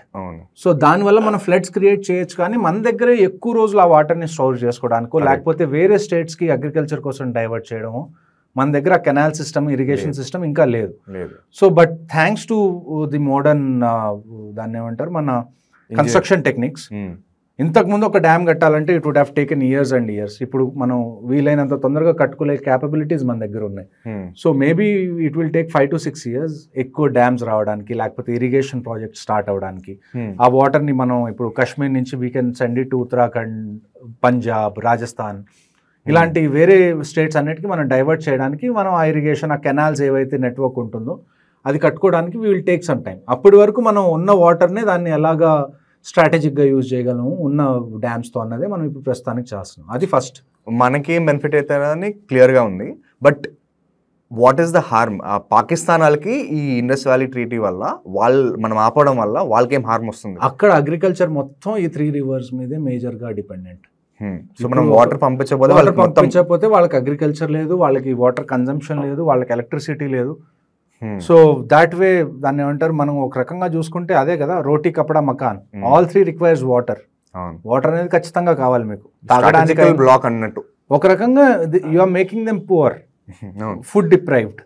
Right. Food security అన్నట్టు వార్ అయితే ఫస్ట్ పోయి మన ONGC, మన ఆయిల్ అండ్ నేషనల్ గ్యాస్ మీద పడుతున్నట్టు మనం సింపుల్ గా వాళ్ళు కడుపునే కొట్టాం. ఎగ్జాక్ట్లీ. ఇక్కడైనా కానీ మీకు 1965 ఒక ఇన్సిడెంట్ చెప్తాను. 1965 వార్ జరిగినప్పుడు ట్యాంక్స్ ఇండియాలోకి వచ్చినాయి, పాకిస్తాన్ ట్యాంక్స్, పేటెంట్ ట్యాంక్స్ అంటాం. అప్పట్లో they are considered one of the superior tanks. America పాకిస్తాన్కి ఇచ్చింది పేటెంట్ ట్యాంక్స్. సో మనం ఒక కెనాల్ ఉంది పంజాబ్లో, ఇచ్చోగిల్ కెనాల్ని, ఆ కెనాల్ని బ్లాస్ట్ చేస్తే ఆ నీళ్ళన్నీ ఫ్లడ్డింగ్ అయిపోయి పొలాల్లో, those tanks couldn't get the traction కదలడానికి. So moving targets became stable targets for us. So మనం చాలా ట్యాంక్స్ అప్పుడు డిస్ట్రాయ్ చేసాం. And that place is called the graveyard of Patton tanks. Asal Uttar అని ఒక ప్లేస్ ఉంది పంజాబ్లో, ఎక్కడైతే మన హవల్దార్ అబ్దుల్ హమీద్ గారు చనిపోయారు. అబ్దుల్ హమీద్ పరమవీర్ చక్ర వచ్చింది ఆయనకి అప్పుడు, గ్రెనేడియర్ రెజిమెంట్ ఆయన. సో అలాంటి అంటే వాటర్ని మనం అంత స్ట్రాటజిక్గా అంత టాక్టికల్గా కూడా యూస్ చేసుకోవచ్చు. సో వాటర్ ఒక కంట్రోల్ మన దగ్గర ఉంటే it's always advantage for us. May not be now but in future also. ఎందుకంటే ఈ నదులన్నీ ఆరిజినేట్ అవుతుంది ఎక్కడంటే గ్లేషియర్ నుంచి. సో ఈ నదుల్ని మీరు ఆపలేరు కూడా. అంటే కొన్ని చోట్ల మీకు ఏంటి అంటే ఫ్లో ఎక్కువ ఉండకపోవచ్చు నదులది, బట్ గ్లేషియర్స్ అంటే ఏంటి, they are coming from the mountain. So ఆ గ్రావిటీ వల్ల వచ్చే ఫోర్స్ కానీ స్పీడ్ కానీ కూడా ఎక్కువ ఉంటుంది వాటర్. కరెక్ట్. సో దాన్ని మనం కరెక్ట్గా యూటిలైజ్ చేసుకోవాలంటే we need more infrastructure also. So Indus water treaty మనం స్క్రాప్ చేసేసాం ఫస్ట్ థింగ్. సెకండ్ ఏంటి అంటే మనం ఏవైతే ఆల్రెడీ డిప్లొమాటిక్ ఛానల్స్ ఉన్నాయో అవన్నీ క్లోజ్ చేసాం. అక్కడ మన హై కమిషన్ ఏదైతే ఉందో అక్కడ నుంచి రిటర్న్ బిల్స్ చేసాం. ఇక్కడ వాళ్ళ హై కమిషన్లు ఎవరైతే ఉన్నారో అక్కడ స్ట్రెంత్ తగ్గించేసాం. ఆల్ ద మెడికల్ వీసాస్ కొంతమంది ఉన్నారు, embassy functions, but the strength is very much less comparatively ఇంతకు ముందుతో పోల్చుకుంటే. ఆల్ ది వీసాస్ ఏవైతే ఉన్నాయో, long term visas, medical visas, I think 29th April was the last day or 29th May is the last day for medical visas. కానీ వాళ్ళు కూడా everybody should go back. చాలా స్టేట్స్లో ఏవైతే ఇల్లీగల్గా వచ్చి ఉన్నారో డ్రైవ్స్ చేసి వాళ్ళు అక్కడి నుంచి కూడా వాళ్ళని అందరినీ తీసేసి డిటెన్షన్కి పంపిస్తున్నారు, which is a really good thing. దీంతో పాటు రోహింగ్యాస్ని కూడా డిటైన్ చేస్తే ఒక పని అయిపోతుంది. కానీ but conflict altogether, even if it's a different conflict, one the purpose is same, why not do it? అంటే మీకు కావాల్సింది సేమ్ రిసోర్సెస్ కదా. ఒక పాకిస్తాన్ నుంచి ఇల్లీగల్ గా వచ్చి ఇక్కడ ఉంటున్న వ్యక్తిని మీరు తీసేయాలన్నా, బంగ్లాదేశ్ నుంచి వచ్చి రోహింగ్యాని తీసేయాలన్నా, it's the same effort and same resources you need. And you have practice also. Already మీరు పాకిస్తానీస్ తీసేస్తున్నారు, హౌ మచ్ ఎఫర్ట్ ఇంకొకళ్ళని కలిపేయడమే. So this is the best time to do this also. ఈ ఏదైతే సెక్యూరిటీ థ్రెట్స్ మనకి ఇంటర్నల్ గా ఉన్నాయో వీటిని కూడా కిల్ చేయడానికి I think this is the best time. ఆ తర్వాత మనం చేసింది ఏంటి అంటే, ఏవైతే ఎక్స్పోర్ట్స్ ఉంటాయో ఇండియా నుంచి పాకిస్తాన్కి వెళ్ళేవి, లేకపోతే పాకిస్తాన్ నుంచి ఇండియాకి వచ్చేవి, so trade has been completely cut off. Correct. So దీనివల్ల అన్నిటికన్నా పెద్ద ఇష్యూ ఏమవుతుంది అంటే, ఐ థింక్ మెడిసిన్స్ ఏవైతే ఉంటాయో, హెల్త్ కేర్ ఏవైతే ఉంటాయో, దానివల్ల పాకిస్తాన్కి, we know Hyderabad is such a big pharma hub. అవును, ఇక్కడ మనకి ఇండియాలో తయారైనంత చీప్గా, ఇక్కడ క్వాలిటీ ఉన్నంతగా ఐ డోంట్ థింక్ బయట అంత చీప్గా ఎక్కడ మనకి మెడికల్ సప్లైస్ దొరుకుతాయి. కానీ ఇప్పుడు దాన్ని కూడా బ్లాక్ చేసేస్తే they have to buy from somebody else who cells them at a much higher price. So ఆ రకంగా చూసుకున్నా కానీ వాళ్ళకి ఎలాగోలా ఎకానమీ మీద దెబ్బ పడుతూనే ఉండాలి. వార్ జరిగినా జరగకపోయినా they have to suffer every day. Only then they will understand the consequences. So బేసిక్గా ఈ 4-5 పాయింట్స్ హావ్ బీన్, అంటే ఈ 4-5 స్టెప్స్ అయితే మనం ఎయిర్ స్పేస్ బ్లాక్ చేస్తారు, అది ఆబ్వియస్ బ్లాక్ చేశారు. ఇంకోటి మీరు ఇందాక దాన్ని డ్యామ్ గురించి చెప్తున్నప్పుడు వాటర్ని హోల్డ్ చేయడం కంట ఫ్లడ్స్ కూడా క్రియేట్ చేయొచ్చు. ఆర్టిఫిషియల్ ఫ్లడ్స్ ఒకటేసారి చేసి దే కెన్ లైక్ ఫ్లడ్ ఒక section of Pakistan easily because of the dams. So that is also, అది it's a very strong power to have. ఇప్పుడు అది జరుగుతుంది on a couple of days basis, అది జరుగుతుంది. ఒక 2 days మనం వాటర్ ఆపేస్తే third day we're flushing out everything. చైనాలో 20,000 cusecs ఎంతో వదిలినట్టున్నారు, రైట్? సో అక్కడి నుంచి కట్ చేస్తే నెక్స్ట్ రిటాలియేటరీ యాక్షన్ మంది ఆపరేషన్ సింధూర్. 7th May రాత్ర. Tell me from there, tell me your account. చూడండి, నాకు అనిపించింది ఏంటి అంటే, I expected more from Indian government, to be frank. What Indian government has done as part of operation Sindoor is very much appreciated. But నన్ను అడిగితే నాకు తెలిసి Indian ఆర్మీకి ఉన్న capabilities, I mean the Indian armed ఫోర్సెస్కి ఉన్న కేపబిలిటీస్కి మనం చేసిన ఆపరేషన్ చాలా చిన్నది అనిపిస్తుంది ఇప్పటికి కూడా.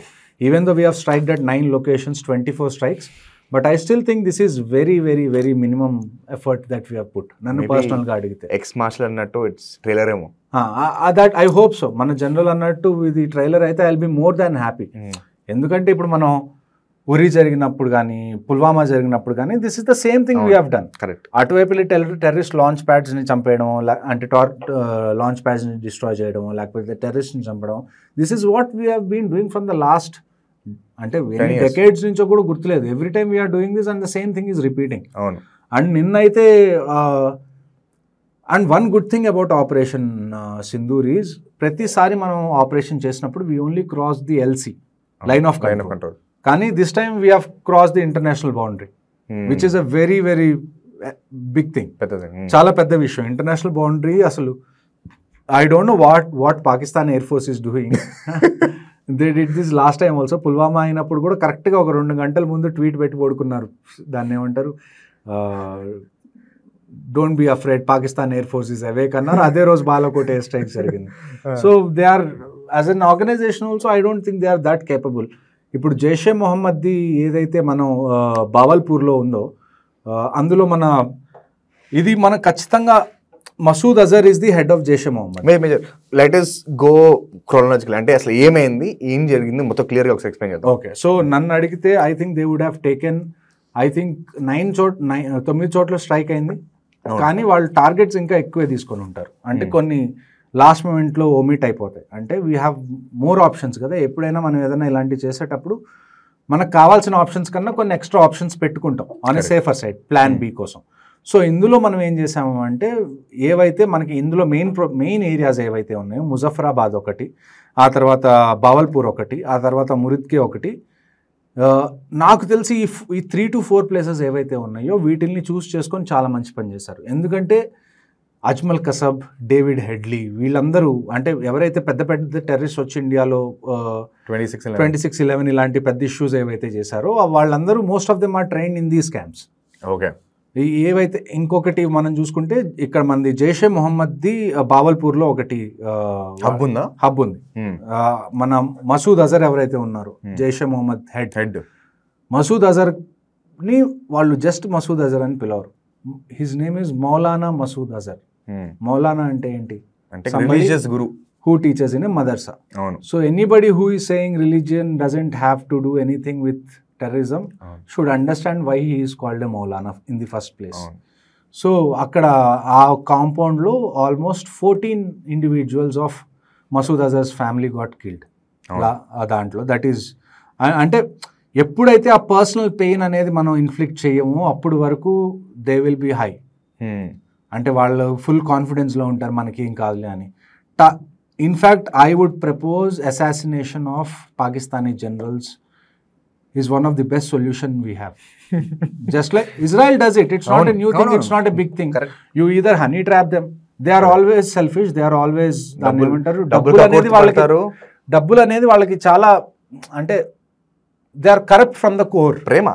కోర్ అంటే లాస్ట్ ఇప్పుడు మన ఇంతకు ముందు chief of army staff Pakistan చూసుకున్న జనరల్ బాజ్వా, ఆయనకి యుఎస్లో పాపా జాన్స్వి దాన్ని ఏమంటారు ఫ్రాంచైజీలు ఉన్నాయి. ఆల్మోస్ట్ 350 ఫ్రాంచైజెస్ కెనడా అండ్ యుఎస్లో. That is how Pakistani generals are. వాళ్ళ ఇల్లు చూసుకుంటే యూ థింక్ ఇల్లా ఇవి ప్యాలెసెస్ ఆర్. లండన్ లో study abroad in top Ivy League colleges. So this is their reality. వాళ్ళకి డబ్బులు అంటే మోజు, అమ్మాయిలు అంటే మోజు, అమ్మాయిల కన్నా అబ్బాయిలు అంటే ఎక్కువ మోజు. That is what Pakistan. ఎందుకంటే రీసెంట్గా ఒక పాకిస్తాన్ ఆర్మీలో లెఫ్టినెంట్ హీ కమిటెడ్ సూసైడ్. వాళ్ళ seniors they are sexually harassing him అని. So that is the reality of Pakistan army. So వాళ్ళని ట్రాప్ చేసి వాళ్ళని అసాసినేట్ చేయడం is a very very easiest thing to do నన్ను అడిగితే. I think we should as a country we should get in to such tactful things like how Israel రా work చేయాలి. I think unless they don't feel pain on themselves internally implode చేయాలి. And at the same time it should pinch them. ఇప్పుడు వరకు మనం ఏంటి we're punching them. Don't punch them, pierce them. అంటే like how Pearl Harbor గురించి ఏమని చెప్తారు, pearl harbour Hiroshima Nagasaki గురించి. వాళ్ళు మనల్ని మొహం మీద గుద్దితే మనం జస్ట్ ఒక పిన్నీస్తో వాళ్ళ గుండెల్లో గుచ్చుతాం. So that is how it should be. They keep striking us, we have to keep piercing in to the heart every single time. అప్పుడే వాళ్ళకి ఒక దాన్ని ఏమంటారు, ఒక భయం అనేది ఉంటుంది నెక్స్ట్ టైం అటాక్ చేయాలి అంటే. Now they are not afraid. ఇప్పుడు మనం ఇంత చేస్తున్నాం, can anybody give me the confidence that they won't do it again? Not even the Indian government can give me the confidence.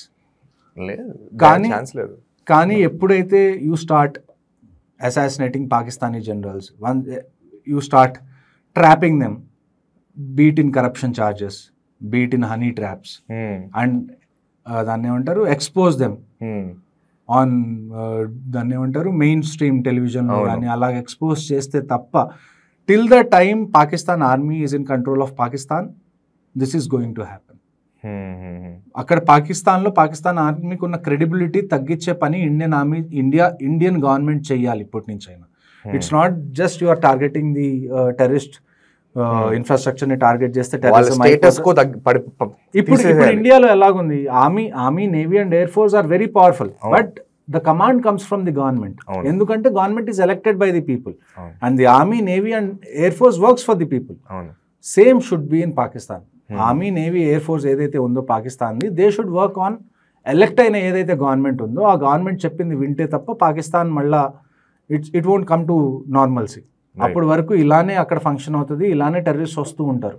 So our first aim is not just killing terrorist, our aim is to make Pakistan government more powerful then Pakistan army. Right. So that is the solution, ultimate solution for this problem. So coming back major, ఎగ్జాక్ట్గా ఆ రోజు ఏమైంది, మన government మన arm forces ఏం చేసింది ఎగ్జాక్ట్గా? Can you just break down in entire aspect? Okay, it just took us 25 minutes to create a massacre. 25 minutes అంతే. 25 minutes పాకిస్తాన్లో 9 locations, 24 strikes. అంటే for every minute there is a strike continuously. So think about it. ఏ లెవెల్లో అది planning, execution, perfection, ఆ visual, just imagine the visual how it would have been. అంటే ఒక దాన్ని ఏమంటారు నిప్పుల వర్షం, ఒక రకం like fire from the sky. రాత్రి 1 గంటకి 1:05 it started and 1:30 it ended. Hardly 25 minutes. 25 minutes లో మనం ఇంత డ్యామేజ్ చేయగలిగితే, just imagine if you had days, if you had more surprise attacks ఇలా చేయగలిగితే మనం ఎంత పుల్ చేయగలం, ఎలాంటి ఆపరేషన్స్ పుల్ అవుట్ చేయగలం. ఇంకొక విషయం ఇక్కడ మనం గుర్తుపెట్టుకోవాల్సింది ఏంటంటే, no entity of Indian army, navy or the air force entered the Pakistan air space కానీ పాకిస్తాన్ కంట్రీలోకి మనం అసలు ఎంటర్ అవ్వకుండా ఒకటి వీ హ్యావ్ ఈ ఆపరేషన్ గురించి మనకి ఇప్పటి వరకు తెలిసింది 10%. ఇన్ఫర్మేషన్ ఏం బయటికి రాలేదు for obvious reasons, and it will చిన్నగా వస్తుంది ఇన్ ది కమింగ్ డేస్. ఇందులో Indian army, navy, air force 3 కలిసి ఆపరేషన్ చేసినాయి అన్నప్పుడు we have to see this is one of this most successful operation after 1971, ఎక్కడైతే 3 ఆర్గనైజేషన్స్ కలిసి పనిచేసినాయి. సో నా ఉద్దేశం ఏంటి అంటే, from the patterns I see, maybe Indian army might have use SAMs, surface to air missiles. Indian Air Force would have been in the air and fired missiles from air without crossing the boundary. And third thing, Navy came into place. నా assumption ఇది నిజం అవ్వచ్చు, అబద్ధం అవ్వచ్చు, నాకున్న military knowledge మీద నాకు వస్తున్న స్పెక్యులేషన్ ఏంటి అంటే, ఏవైతే ఈ ఫైటర్ జెట్స్ ఉన్నాయో, రఫేల్స్ కానీ ఇవన్నీ, ఇన్స్టెడ్ ఆఫ్ ఫ్లయింగ్ ఫ్రమ్ ఏదో ఇండియాలో ఉన్న బేస్లో నుంచి ఫ్లై అవ్వకుండా, I strongly believe they flew from INS Vikrant or Arihant. ఏవైతే మనది న్యూక్లియర్ సబ్మెరీన్స్ ఉన్నాయో, ఎయిర్ క్రాఫ్ట్ క్యారియర్స్ ఉన్నాయో, ఎయిర్ క్రాఫ్ట్ క్యారియర్స్ నుంచి వెళ్ళి అటాక్ చేసి మళ్ళీ ఎయిర్ క్రాఫ్ట్ క్యారియర్స్ మీదే ల్యాండ్ అయినాయి అని చెప్పి నా ఒక స్పెక్యులేషన్.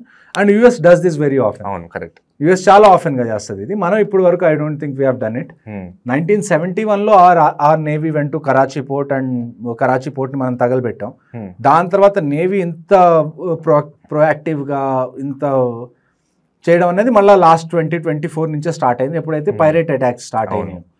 ఈ మధ్యలో for a long time navy was very silent, just taking care of the water borders. కానీ ఇప్పుడు they have also entered. And ఇప్పుడు మనం ఉరి తర్వాత మనం సర్జికల్ స్ట్రైక్ చూసుకుంటే ఆర్మీ వాజ్ ఇన్వాల్వ్డ్. ఆ తర్వాత బాలాకోట్ ఎయిర్ ఫోర్స్ చూసుకుంటే air force was involved. Now all the 3 are involved. I thought this time navy will do something, but 3 కలిసి చేయడం అనేది, అండ్ ఇట్స్ ఇంపార్టెంట్ ఆల్సో. రేపు ఒకవేళ వార్ జరిగినా కానీ this will be like a practice session. Correct. ఎందుకంటే war full ఫ్లెడ్జ్గా జరిగినప్పుడు you need all the 3 entities to fight for you. ఈ 3 entities మధ్యలో కూడా ఒక కోఆర్డినేషన్ ఉండాలి. ఇప్పుడు వరకు అది మిస్సింగ్. ఇప్పుడు మనం జనరల్ బిపిన్ రావత్ గారి గురించి ఒకసారి మాట్లాడుకుంటే, he was the first CDS అంటే చీఫ్ ఆఫ్ డిఫెన్స్ స్టాఫ్. ఆ పోస్ట్ అనేది క్రియేట్ చేసిందే to bring synchrony between collaboration better army, navy, air force. Right. So finally somewhere that appointment is giving its fruits. Right. So దాన్ని కూడా మనం appreciate చేయాలి opposition. మీరు air to air missiles అంటున్నారు కదా మేజర్. అవును. అసలు మన బార్డర్ నుంచి ఎక్కడైతే అటాక్ అవుతుందో ఎంత దూరం ఉంది? ఓకే, సో ఏవైతే పిఓకేలో ఉన్నాయో, పిఓకేలో ఉన్నవి I don't think they are much far. Maybe they would be somewhere under 20 kilometer రేడియస్లోనే ఉండాలి పిఓకేలో ఏవైతే మనం టార్గెట్స్ పెట్టుకున్నాం. But when you come down where there is international boundary ఉన్న చోట, ఇది మన బావల్పూర్ కానీ Muridke is also not that far, maybe somewhere around 25-30 kilometers రేంజ్లో ఉండొచ్చు. బట్ Bahawalpur is something which we have struck deep inside. అది లాహోర్ కన్నా ఇంకా అది ఆల్మోస్ట్ పంజాబ్ దాటి రాజస్థాన్ బార్డర్కి ఎదురుగా ఉంటుంది బావల్పూర్ అన్నది. That could be somewhere around 50 to 70 kilometres range. So మనం వాడిన 2 మిసైల్స్ మెయిన్ ఏంటి అంటే, one is hammer, the other one is scalp. Hammer అనేది ఫ్రెంచ్ ఆరిజిన్ మిసైల్, స్కాల్ప్ అనేది బ్రిటిష్ ఫ్రెంచ్ కొలాబరేషన్లో చేసినవి. ఇవేంటి అంటే long range guided cruise missiles అంటారు వీటిని. అంటే they are attach to fighter jets, lock చేసుకొని ఒక టార్గెట్ అంటే ఒక కోఆర్డినేట్స్ కానీ GPS కానీ you will just leave them, అవి గైడ్ చేసుకుంటూ వాటంతట అవి క్రూజ్ చేసుకుని వెళ్ళిపోతాయి. So that is why a flight కానీ ఏ జెట్ కానీ ఎవరు కానీ బార్డర్ ఈసారి అసలు మనం క్రాస్ చేయలేం. ఈవెన్ ఎల్సీ కూడా మనం క్రాస్ చేయలేం. ఇటువైపు నుంచి అన్ని మనం టార్గెట్స్ని ఎంగేజ్ చేసి మనం వాటిని డిస్ట్రాయ్ చేసాం. సో ఈ ఎంటైర్ థింగ్లో ఒక హార్ట్ బ్రేకింగ్ ఇమేజ్ అంటే ఇప్పుడు కూడా కళలో వెళ్తుంది. ఒక కొత్తగా పెళ్ళి అయిన ఆవిడ హస్బెండ్ లైక్ చనిపోయిన హస్బెండ్ పక్కన పెట్టుకొని ఇలా కూర్చొని చూస్తుంది. ఆమె ఏడ్చి కలింకిపోయి షీ వాజ్ లిటరలీ షాక్లో ఉంది ఆమె. ఆ ఇమేజ్ గాట్ రియలీ ఎట్లంటే చాలామంది ఇండియన్స్ హార్ట్ బ్రేక్ అయిపోయింది ఆ ఇమేజ్ చూసి. అక్కడి నుంచి కట్ చేస్తే ఆపరేషన్ సింధూర్ అని పేరు పెట్టడము, దాని ప్రెస్ మీట్ కూడా 2 హైలీ డెకరేటెడ్ ఉమెన్ ఆఫీసర్స్తో చేయడము, ఒక రకంగా చూసుకుంటే very nice packaging. Right. So, what is your opinion on this? See, as somebody from the military, even this is for the civilian purpose. Correct. And you have that pride, you have that satisfaction. Right. For us, it's just work. Ante maaku alaga untundi. So, very huge respect for Colonel Sofia Qureshi and Wing Commander Vyomika Singh. Ante చూడండి, we're in a generation where men don't want to be men anymore. Okay, you like it or not, we're in a generation where men don't want to be men anymore. So they should, if there are any men who don't want to be men, I think they should take inspiration from these 2 women officers. Correct. See, it's not about, I don't ask everybody to join the armed forces and serve the country. But me being a man is something, I think, see, everybody can be a boy. Anybody who was born as a male can be a boy. But it takes a lot of things to be a man. It takes responsibility, it takes sacrifice. It takes a higher purpose than yourself. Correct. అంతే కదా. ఒక మగాడిని మనం ఎలాగ చూస్తాం, he doesn't work for himself, he works for the family, చుట్టుపక్కల ఉన్న వాళ్ళ కోసం he works as a provider. So you become a man only when you keep your purpose or you try to achieve something which is bigger than you, where you are something very micro in front of your goal. So these days you hardly find them, and especially when we are very proud of our officers, we don't really. Ante there is a point in the Indian Armed Forces where we stopped calling them female officers or women officers. They are just officers like male officers. Ante there is no distinction between male or female officers. Maybe training time lo koddiga, for example, if we have to run 5 kilometers in 25 minutes, they'll run in 27 minutes or 28 minutes.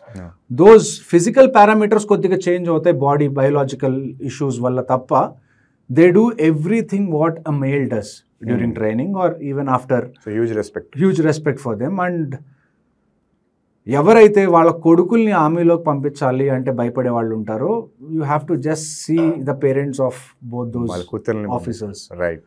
So those people should be the torch bearers for the next generation. Next జనరేషన్లో ఎవరైతే అమ్మాయిలు they want to contribute to the country, contribute to the forces, I think these both will be a guiding light for the next generation to come. Right, 100%. అది ఒక image ఉండిపోతుంది ఖచ్చితంగా, డెఫినెట్గా. ఖచ్చితంగా. ఎలాగైతే ఇంతమంది ఆడవాళ్ళని విధవల్ని చేశారో అదే పేరు పెట్టి ఆపరేషన్ సింధూర్ అని పెట్టి and 2 officers speaking about it, both of them being female, I think that's very well done. Image, very powerful image. That's very powerful image, that's very well done. But if you ask me personally, we are more about results rather than what antics that happen on. Right, 100%. ఇదంతా మా కోసం. ఇప్పుడు again war mongering చేసింది ఈ Instagram లో చేసింది మా, so వాళ్ళ కోసం అది. బట్ అండర్స్టాండబుల్ ఆ ఇమేజెస్ అగైన్ పర్సెప్షన్ అనేది చాలా చాలా ఇంపార్టెంట్ వార్ లో మీరు కూడా చెప్పారు అది. రైట్. సో లాస్ట్ 1 week నుంచి చూసుకుంటే LOC లైన్ ఆఫ్ కంట్రోల్ మీద బీవర్స్ ఫైరింగ్ అవుతుంది. అండ్ ఐ థింక్ మనము స్టార్ట్ చేసిన కరెక్ట్ గా 1 hour ముందు మనకి మెసేజ్ కూడా వచ్చింది, లాహోర్ లో కూడా ఏదో స్టార్ట్ అయింది. మన పూంచ్ వ్యాలీలో టెర్రరిస్ట్ కాదు, పాకిస్తాన్ ఆర్మీ షెల్లింగ్ చేసి ఆర్టిలరీ ఫైరింగ్ చేసి స్మాల్ ఆర్మ్ ఫైరింగ్ చేసి 15 మంది సివిలియన్స్ మళ్ళీ చంపేసింది. So this is what I'm saying. నేను అదే చెప్తుంది, ఇంకా స్ట్రాంగ్ రెస్పాన్స్ ఉండాలంటారు. This what we have done is I think 1% of our Indian armed forces capabilities. 1% కూడా నేను చాలా ఎక్కువ చెప్తున్నాను. What we have done is very minimum, very minimum to be, అంటే జెన్యూన్లీ సేయింగ్. ఈ పూంచ్ ఏదైతే ఉందో I was very unhappy for this also. నేను ఇంతకు ముందు చూసిన ప్యాటర్న్స్ కూడా ఎలాగ ఉంటాయి అంటే, కాశ్మీర్లో they don't do shelling that often. లేకపోతే అంత తొందరగా పాకిస్తాన్ వాళ్ళు కాశ్మీర్లో షెల్లింగ్ చేయరు, ఎందుకంటే it's again a completely Muslim populated state. అక్కడ మనం చేస్తే మళ్ళీ మనకే నెగిటివిటీ వస్తుంది అని చెప్పి జమ్మూ ఏరియాలో ఎప్పుడైతే నేను ఆర్మీలో జాయిన్ అయ్యానో అప్పటి నుంచి it's a normal thing to have shelling in Jammu areas. Poonch, Rajouri areas ఏవైతే ఉంటాయో దగ్గర, అంటే పాకిస్తాన్కి దగ్గర బార్డర్ ఏరియాస్, బార్డర్ విలేజెస్, అక్కడ కంటిన్యూస్గా ఫ్రమ్ ద లాస్ట్ 20-25 years, అంటే ఎప్పుడైతే ఇండిపెండెన్స్ వచ్చిందో అప్పటి నుంచి they have been targeting places in Jammu region కంటిన్యూస్గా. ఇది మనకు ఆల్రెడీ ముందే తెలుసు ఇలాగేదన్నా అవుతుంది రిటాలియేట్ అని. We would have evacuated those. కదా, అదే కదా. ఇప్పుడు హైదరాబాద్ లోనే హై అలర్ట్ పెట్టి రైట్ కర్ఫ్యూస్ పెడుతున్నారు. ఎగ్జాక్ట్లీ, ఎవాక్యుయేట్ చేయొచ్చు కదా. Evacuation is going on. కాకపోతే అది ఇంకా కొద్ది ప్రొయాక్టివ్గా స్టార్ట్ చేసి ఉండాలి. ఇప్పుడు now I think the entire areas are evacuated and sometimes the villages also don't want to leave. ఇప్పుడు కార్గిల్ జరిగినప్పుడు కూడా చాలా మంది విలేజెస్ వాళ్ళ విలేజెస్ లోనే ఉన్నారు, మేము ఆమెకి హెల్ప్ చేస్తామని ఉన్న వాళ్ళు కూడా చాలా మంది ఉన్నారు. బట్ ఐ థింక్ ఈ విషయంలో కొద్దిగా ప్రొయాక్టివ్గా వాళ్ళని దాన్ని ఏమంటారు అక్కడి నుంచి ఎవాక్యుయేట్ చేసి ఉండాల్సింది అట్లీస్ట్. ఎప్పుడైతే ఇందులో మళ్ళీ అన్నిటికన్నా మెయిన్ ఇంపార్టెంట్ విషయం ఏంటి అంటే, ఇలాంటి ఆపరేషన్స్లో the biggest asset we have is surprise. If we start evacuating all the border villages, then somewhere the information goes across. So ఆ విషయాలు కూడా మైండ్ లో పెట్టుకొని, but at the same time they could have done it in some other way. ఆ loss అనేది మనం తీసుకొని ఉన్నాం. సివిలియన్స్ అగైన్ అందరూ Hindu, it's again it became the same thing. Pahalgam లో we have 26 people got 15 మంది. Again we are getting killed 15 people. So at the end any government should concentrate on keeping collateral damage as minimum as possible, but that only happens when the government is proactive. Local administration especially. అంటే ఇందులో మన central గవర్నమెంట్ని పెద్ద అనడానికి ఏం లేదు. Here the Jammu and Kashmir government, the local administration in Jammu and Kashmir should have been more proactive if you ask. మన next టైంలో ఎలా ఉండబోతుంది? See, with all the big powers, geopolitical powers getting involved in this, ఎంత ఎస్కలేట్ అవుతుందో నేనైతే కరెక్ట్గా చెప్పలేను. But full fledged war అవుతుందా అంటే నాకు తెలిసి అట్లీస్ట్ వచ్చే 2-3 months వరకు అయితే ఫుల్ ఫ్లెడ్జ్ వార్ అయ్యే ఛాన్సెస్ నాకు కనపడట్లేదు. At least looking at the coming monsoons వస్తున్నాయి కాబట్టి, రెయిన్స్, వీటన్నిటిని, వెదర్ని, టెరైన్ని అన్ని మైండ్లో పెట్టుకొని చూసుకుంటే ఇప్పుడల్లా వార్ అయ్యే ఛాన్సెస్ కొద్దిగా నాకైతే తక్కువ అనే అనిపిస్తున్నాయి. బట్ ఎస్కలేషన్ ఉంటుందా అంటే I'll say for sure. It is just like General Naravne had posted. Even I hope this is only round 1. And we want at least 10 more rounds. అంటే ఇప్పుడు నెక్స్ట్ పాకిస్తాన్ ఏదైనా రిటాలియేట్ చేస్తే దాని answer should be 5 times to 10 times of what Pakistan had did. So ఈ pulse pause war అంటారు కదా sir. So వాళ్ళు మనం వెళ్ళి వాళ్ళ ఎంటైర్ బార్డర్ని, ఇంటర్నేషనల్ బార్డర్ని ఒక 80-90 kilometers లోపలికి వెళ్ళి వరకే మనం వెయిట్ చేసేవారు.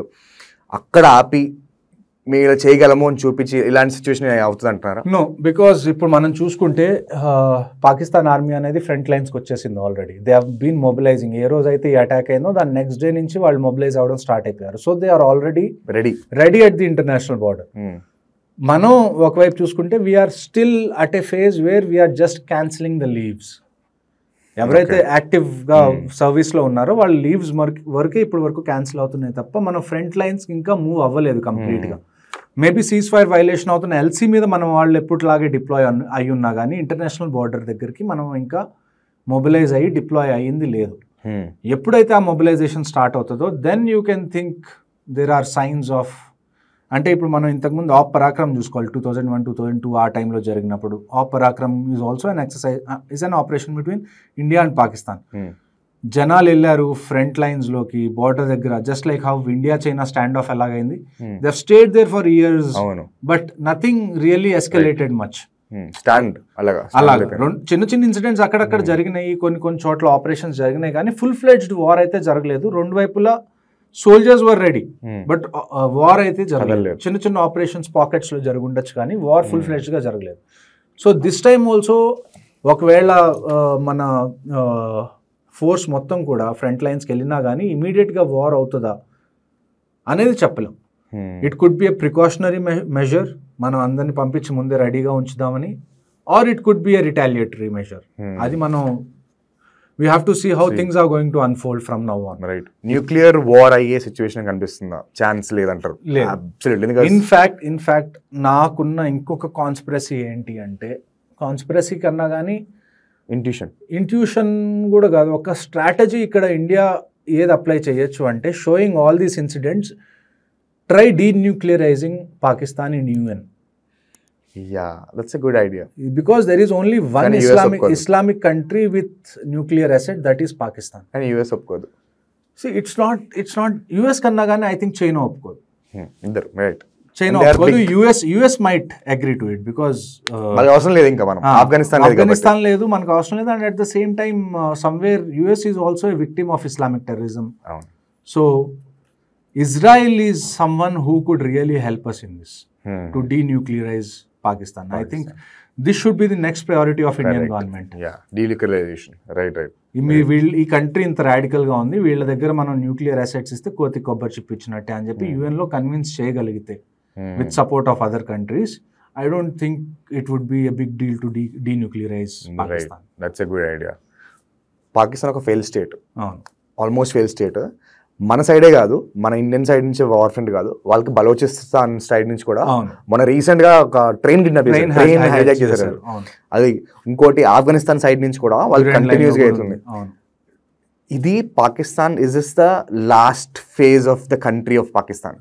I hope so because Ajit Doval గారు కూడా ఇంతకుముందు మాట్లాడేటప్పుడు ఒకనొకప్పుడు అన్న మాట ఏంటంటే, you do one more Mumbai, will make Balochistan free అని ఆయన చెప్పారు. But Baloch fighters, they are very professional, they are too good. I have seen, అంటే ఇప్పుడు BLA అనేది కొద్దిగా ఫేమస్ అయింది. I have been watching BLA since 2015-16, అప్పటి నుంచి ఐ హావ్ బీన్ ఫాలోయింగ్. వాళ్ళ ఫుటేజ్ క్వాలిటీ కానీ, వాళ్ళ టాక్టికల్ క్వాలిటీ కానీ, లేకపోతే వాళ్ళు చేసే ఆపరేషన్స్ కానీ, దే ఆర్ టాప్ నాచ్. అంటే ట్రైన్ హైజాక్ చేయడం మాటలు కాదు. And their English and the way they speak, the leadership of Baloch speak in a very good way. Many Baloch are abroad who are representing Balochistan. So if ఒకవేళ correct గా మనం తీగలు లాగలిగితే Balochistan వేరు చేయడం is not a big deal. And not just Balochistan, except for Pakistan, Punjab, everybody else who are staying in Punjab are fed up. Who are staying in Pakistan are fed up. Correct. ఒకవైపు సింధు దేశ్ కావాలని చెప్పి సింధులో ఉన్న వాళ్ళు అంటున్నారు, ఒకవైపు బలోచిస్తాన్ కావాలంటున్నారు, ఒకవైపు గిల్గిట్ బాల్టిస్తాన్ ఉంది, ఒకవైపు ఏదైతే పష్తూన్ ట్రైబ్స్ ఉన్న ఏరియా ఉందో డ్యూరెంట్ లైన్ చుట్టుపక్కల ఆఫ్ఘనిస్తాన్ పాకిస్తాన్ బార్డర్, అక్కడ వాళ్ళకి కావాలంటున్నారు. అండ్ వీటన్నిటితో పాటు TTP is creating conflict in side. So ఇంత జరుగుతున్నప్పుడు I think at least one pocket should be made free and చూపించాలి వాళ్ళకి. If you do such things again one more Bangladesh will be formed and nation collapse అయిపోవాలి. Right. It's been, అంటే ఒక illegitimate కంట్రీకి we have given a lot of time unnecessary అని నాకు అనిపిస్తుంది. And after doing these many wars మనం discuss కూడా చేస్తున్నాం. బంగ్లాదేశ్లో 1971 వార్ జరిగినప్పుడు we had 93,000 prisoners of war for 3 years with us. మనం బంగ్లాదేశ్ని ఇండియాలో కలుపుకోలేదు. ఆ 93,000 ప్రిజనర్స్ని మనం రిటర్న్ ఇచ్చేటప్పుడు దానికి బదులుగా మనం ల్యాండ్ ఏం అడగలేదు. వీ హెవ్ జస్ట్ డన్, అంటే అదేదో సత్రంలో మనం ఓవర్గా ఫుడ్ పెట్టి పంపించాం. So this time negotiation should be even more calculated. అంటే మనం ఏదన్నా చేస్తుంటే, ఏదన్నా నెగోషియేట్ చేస్తుంటే we need to have advantage, and మనకి ఏదో ఒకటి ఉండాలి ఆ నెగోషియేషన్ టేబుల్లో. అట్ ది ఎండ్ మనకి ఒక ఎండ్ ప్రోడక్ట్ అనేది మనకి రావాలి. అంటే ఓవర్గా మంచి కోసం, పీస్ ట్రీటీస్ కోసం, లేకపోతే పీస్ ఉండాలి అని చెప్పి we can't take decisions. This time if we're at the negotiations table we have to ask something in return for all that we have done and all that we have beared all these years. Correct. మనం ట్విట్టర్లో చూసుకున్నా, ఇన్స్టాగ్రామ్లో చూసుకున్నా, ఎక్కడ చూసుకున్నా కూడా final ఏంటంటే country unite అయింది ఆఫ్టర్ ఆపరేషన్ సింధూర్. ఒక రకంగా యూనైట్ అయింది. బట్ నా పర్స్పెక్టివ్ ఏంటంటే వీఆర్ నాట్ సెలబ్రేటింగ్ ఇనఫ్. అసలు మనము చూపించాల్సిన లవ్, మనం చూపించాల్సిన సపోర్ట్ కూడా కాదు, అన్కండిషనల్ సపోర్ట్ చేశారు, బాగానే ఉంది. కానీ ఇలా ఇది అన్కండిషనల్ సపోర్ట్ అన్నది సివిలియన్స్ నుంచి పర్టికులర్గా has to be much more higher. So ఈ పాడ్కాస్ట్ చూస్తున్న ఒక సివిలియన్కి, ఒక యాజ్ అన్ ఆర్మీ మ్యాన్ మీ ఎక్స్పెక్టేషన్ ఏంటి? చూడండి, see whatever I say would be theoretical, but I would go into practicality of things. ఒక మామూలు ఇప్పుడు మనకి పూంచ్లో జరుగుతుంది, నిన్న రాత్రి అమృత్సర్ దగ్గర కూడా ట్రై చేశారని డౌట్ వచ్చింది. See but most of the country doesn't have an effect of it directly, like how border states have them. ఇప్పుడు జేఎండ్కే కానివ్వండి, పంజాబ్ కానివ్వండి, రాజస్థాన్, గుజరాత్ ఇలాంటి చోట ఏంటంటే వీ హ్యావ్ ఆ డైరెక్ట్గా ఎఫెక్ట్ అనేది ఏంటో తెలుస్తుంది. ఇప్పుడు మనం హైదరాబాద్లో కూర్చొని ఉన్నాం, ఇంత జరిగింది, మనకు అసలు ఏదన్నా ఎఫెక్ట్ అయిందా? Everything is going normal. Red alert రావడం తప్ప ఇంకేం లేదు. అది కూడా మాక్ డ్రిల్ కోసం వచ్చింది. So we really can't say everybody will be as happy and as engaged as people who are in the forces or who follow these things. ఒక normal మనిషికి ఏంటి, యుద్ధం వచ్చే ఛాన్స్ వచ్చింది అంటే okay, operation Sindoor was done, it's a very happy thing, but he also has to take care of his family tomorrow morning. He can't just be in celebrations కదా. ఒకవేళ రేపు నిజంగా వార్ వస్తే, వార్ వచ్చే ముందు అతను ఎంత సంపాదించుకోగలరో అంత సంపాదించుకొని బేసిక్ ఎసెన్షియల్స్ అన్ని ఇంట్లో స్టోర్ చేసుకోవాల్సి వస్తుంది. మేబీ హైదరాబాద్ డైరెక్ట్గా ఎఫెక్ట్ అయినా అవ్వకపోయినా ప్రికాషన్స్ అనేవి ప్రతి ఒక్కళ్ళు తీసుకోవాల్సింది. So when you ask me what I have to say to the civilians అంటే, be the way you are, be the silent warriors. But main important thing ఏంటంటే, ఇప్పుడు మనకి హైదరాబాద్లో కూడా కంటోన్మెంట్స్ ఉన్నాయి. రేపు ఏదన్నా వార్ వస్తే ఇక్కడి నుంచి కూడా చాలా ఎక్విప్మెంట్, చాలా మిలిటరీ పర్సనల్ వెళ్తారు ఫ్రంట్ లైన్స్కి. So don't make videos, don't post it on social media, don't give information to people who is watching what's happening in India. So మీ ముందు నుంచి వెళ్తుంటే మీరు సెల్యూట్ చేయండి, మీరు బాయ్ చెప్పండి, ఒక వాటర్ బాటిల్ ఇవ్వండి, లేకపోతే ఒక ఫ్లాస్క్లో టీ పోసి ఇవ్వండి, దారిలో తాగండి. That is, we're more than happy with that. But don't record things, don't post it on internet is the first thing. ఎందుకంటే ఏ మిలిటరీ ఆపరేషన్లో అయినా మనకున్న అతిపెద్ద అడ్వాంటేజ్ సర్ప్రైజ్. ఆ సర్ప్రైజ్ అనేది మీరు పోగొట్టేస్తారు. ఎప్పుడైతే మీరు ఎక్విప్మెంట్ ఇది వెళ్తుంది, ఇక్కడి నుంచి వెళ్తుంది, ఇంతమంది వెళ్తున్నారు అని తెలిస్తే ఎదుటిన్నవాడు దానికి తగ్గట్టుగా ప్రిపేర్ అవ్వడం ఈజీ అయిపోతుంది వాడికి. So this is the first thing you do. Second thing ఏంటి అంటే, ఇంతకుముందు వార్ జరిగినప్పుడు కొన్ని ముస్లిం డామినేటెడ్ ఏరియాస్లో వాళ్ళు ఏం చేశారంటే, నాట్ హియర్ ఇన్ యూపీలో ఒక చోట ఏం జరిగింది అంటే, I don't remember that guy's name, he later became a minister also in Congress or Samajwadi parties government. Army వెళ్ళే రోడ్ ఏదైతే ఉందో ఆ రోడ్డు మీద పెద్ద క్రేటర్, అంటే ఒక పెద్ద గుంత వెహికల్స్ వెళ్ళనివ్వకుండా ఆపిన సంఘటన ఉంది. సో యాజ్ సివిలియన్స్ ఇక్కడున్న నెట్వర్క్స్ అన్ని, అంటే BT road network, beat rail network, beat water network, మనకి ఓఎఫ్సి కేబుల్ నెట్వర్క్ ఉంది, ఆప్టికల్ ఫైబర్ కేబుల్, దేనివల్ల అయితే మనకి ఇంటర్నెట్ వస్తుంది. సో ఇవన్నీ మనం కాపాడుకోవాలి ఆన్ గ్రౌండ్ మీద, and every person is responsible for it. మీకు ఎక్కడన్నా రోడ్స్ కానీ, ట్రైన్స్ కానీ, అంటే రైల్వే ట్రాక్స్ కానీ ఎక్కడన్నా డ్యామేజ్ అయ్యి కనపడుతున్నా కానీ, లేకపోతే ఎక్కడన్నా ఇన్ఫర్మేషన్ వచ్చినా అది డెఫినెట్గా మీరు లోకల్ అడ్మినిస్ట్రేషన్ దృష్టికి తీసుకెళ్ళాలి ఖచ్చితంగా. సో అలాంటి విషయాలు అంటే at the end these are the lines of survival for us. Trains కానీ, బస్సెస్ కానీ, లేకపోతే రోడ్స్ లేకపోతే లాజిస్టిక్స్ రీచ్ అవ్వవు, ట్రైన్స్ లేకపోతే రీచ్ అవ్వవు. మనకి ఎలక్ట్రిసిటీ లైన్స్ కావాలి, ఆ తర్వాత వాటర్ లైన్స్ కావాలి. వాటర్ సప్లైలో ఎవరైనా ఏదన్నా కలిపితే ఒక్క బుల్లెట్ ఫైర్ అవ్వకుండా చాలా మందిని చంపచ్చు. ఏ రకమైన సప్లై చైన్ లైక్ ఏది ప్రాబ్లం అవ్వకూడదు, దానిలో ఏ సెక్యూరిటీ ఇష్యూస్ కూడా రాకుండా చూసుకునే బాధ్యత మీది. అంటే నేను ఇప్పుడు చెప్తుంది ఏంటంటే ప్రతి ఒక్కళ్ళకి చెప్తున్నాను, ఎవరైతే లైన్ మెన్ దగ్గర నుంచి, అంటే సివిల్లో ఎలక్ట్రిసిటీ డిపార్ట్మెంట్లో లైన్ మెన్ దగ్గర నుంచి, ఆ తర్వాత మళ్ళా మన వాటర్ డిపార్ట్మెంట్లో ఎవరైతే ఆఫ్ ఆన్ చేస్తారో, ఉదయాన్నే లేచి ఆ సప్లై ఎవరైతే చూసుకుంటారో, ప్రతి ఒక్క ఎంటిటీ మీరు చాలా ఇంపార్టెంట్ వార్ జరిగితే. It's not just the soldiers that are important. So ఆ విషయం మైండ్లో పెట్టుకుంటే at the end everybody has to keep one thing in mind, అంతే, నేషన్ ఫస్ట్. అవును. If you keep that in mind, మీరు చేసే యాక్షన్స్ ఆటోమేటిక్గా అవి మ్యాచ్ అయిపోతూ ఉంటాయి, నేషన్ ఫస్ట్కి మ్యాచ్ అయిపోతూ ఉంటాయి. మీకు ఇప్పుడు కూడా ఇక్కడ ఎక్కడో చోట దాన్ని ఏమంటారు, రిలీజియస్ పరంగా గొడవలు పెట్టడానికో లేకపోతే లాంగ్వేజ్ పరంగా గొడవలు పెట్టడానికో ఇప్పుడు కూడా చాలా ట్రై చేస్తారు. ఎందుకంటే they want to make you all weak. This is the time, if you become weak you can't support anonymously. Support లేకపోతే అక్కడున్న వాళ్ళు కూడా ఏమీ చేయలేరు. So don't fall into these traps also. Cyber warfare, internal misinformation, అన్నిటికన్నా పెద్ద warfare జరిగేది, war లాంటిది ఏదన్నా జరిగినప్పుడు ఈజ్ ది ఇన్ఫర్మేషన్ వార్ఫేర్. చాలా ప్రొపగాండా నడుస్తుంది. మనం ఒక 2-3 డేస్ నుంచి కూడా చూస్తున్నాం. పాకిస్తాన్ వాళ్ళు క్లెయిమ్ చేస్తున్నాం, 5 ఫైటర్ జెట్స్ని కూల్ చేసాం, 6 జెట్స్ని కూల్ చేసాం, ఇంతమందిని గ్యాప్ చేసుకున్నాం. Everything is false, everything is fake. So ఇలాంటి ఏదైనా మిస్ఇన్ఫర్మేషన్ వస్తే దాన్ని మీరు వెరిఫై చేసుకోకుండా ఫార్వర్డ్ చేసి ప్యానిక్ క్రియేట్ చేయొద్దు. That is one more very important thing. ఒకసారి ప్యానిక్ క్రియేట్ అయింది అంటే కన్ఫ్యూజన్ స్టార్ట్ అవుతుంది, then things will go haywire. So దాని బదులు మీ దగ్గరికి ఏది వచ్చినా కానీ ఇన్ఫర్మేషన్ దాన్ని వెరిఫై చేసుకోండి. Keep some calm. ఏ న్యూస్ వచ్చినా కానీ వెంటనే ఎగిరి గంతు లేకుండా కొద్దిగా ఒక 2 to 3 hours మీరు ఆగితే ఆ న్యూస్ నిజం అనేది ఏంటి అన్నది చాలా విషయాలు ఫిల్టర్ అయిపోయి అసలు విషయం బయటకు వస్తుంది. కరెక్ట్. సో కొద్దిగా ఓపిక పడితే I think things will be fine is what I would recommend to civilians.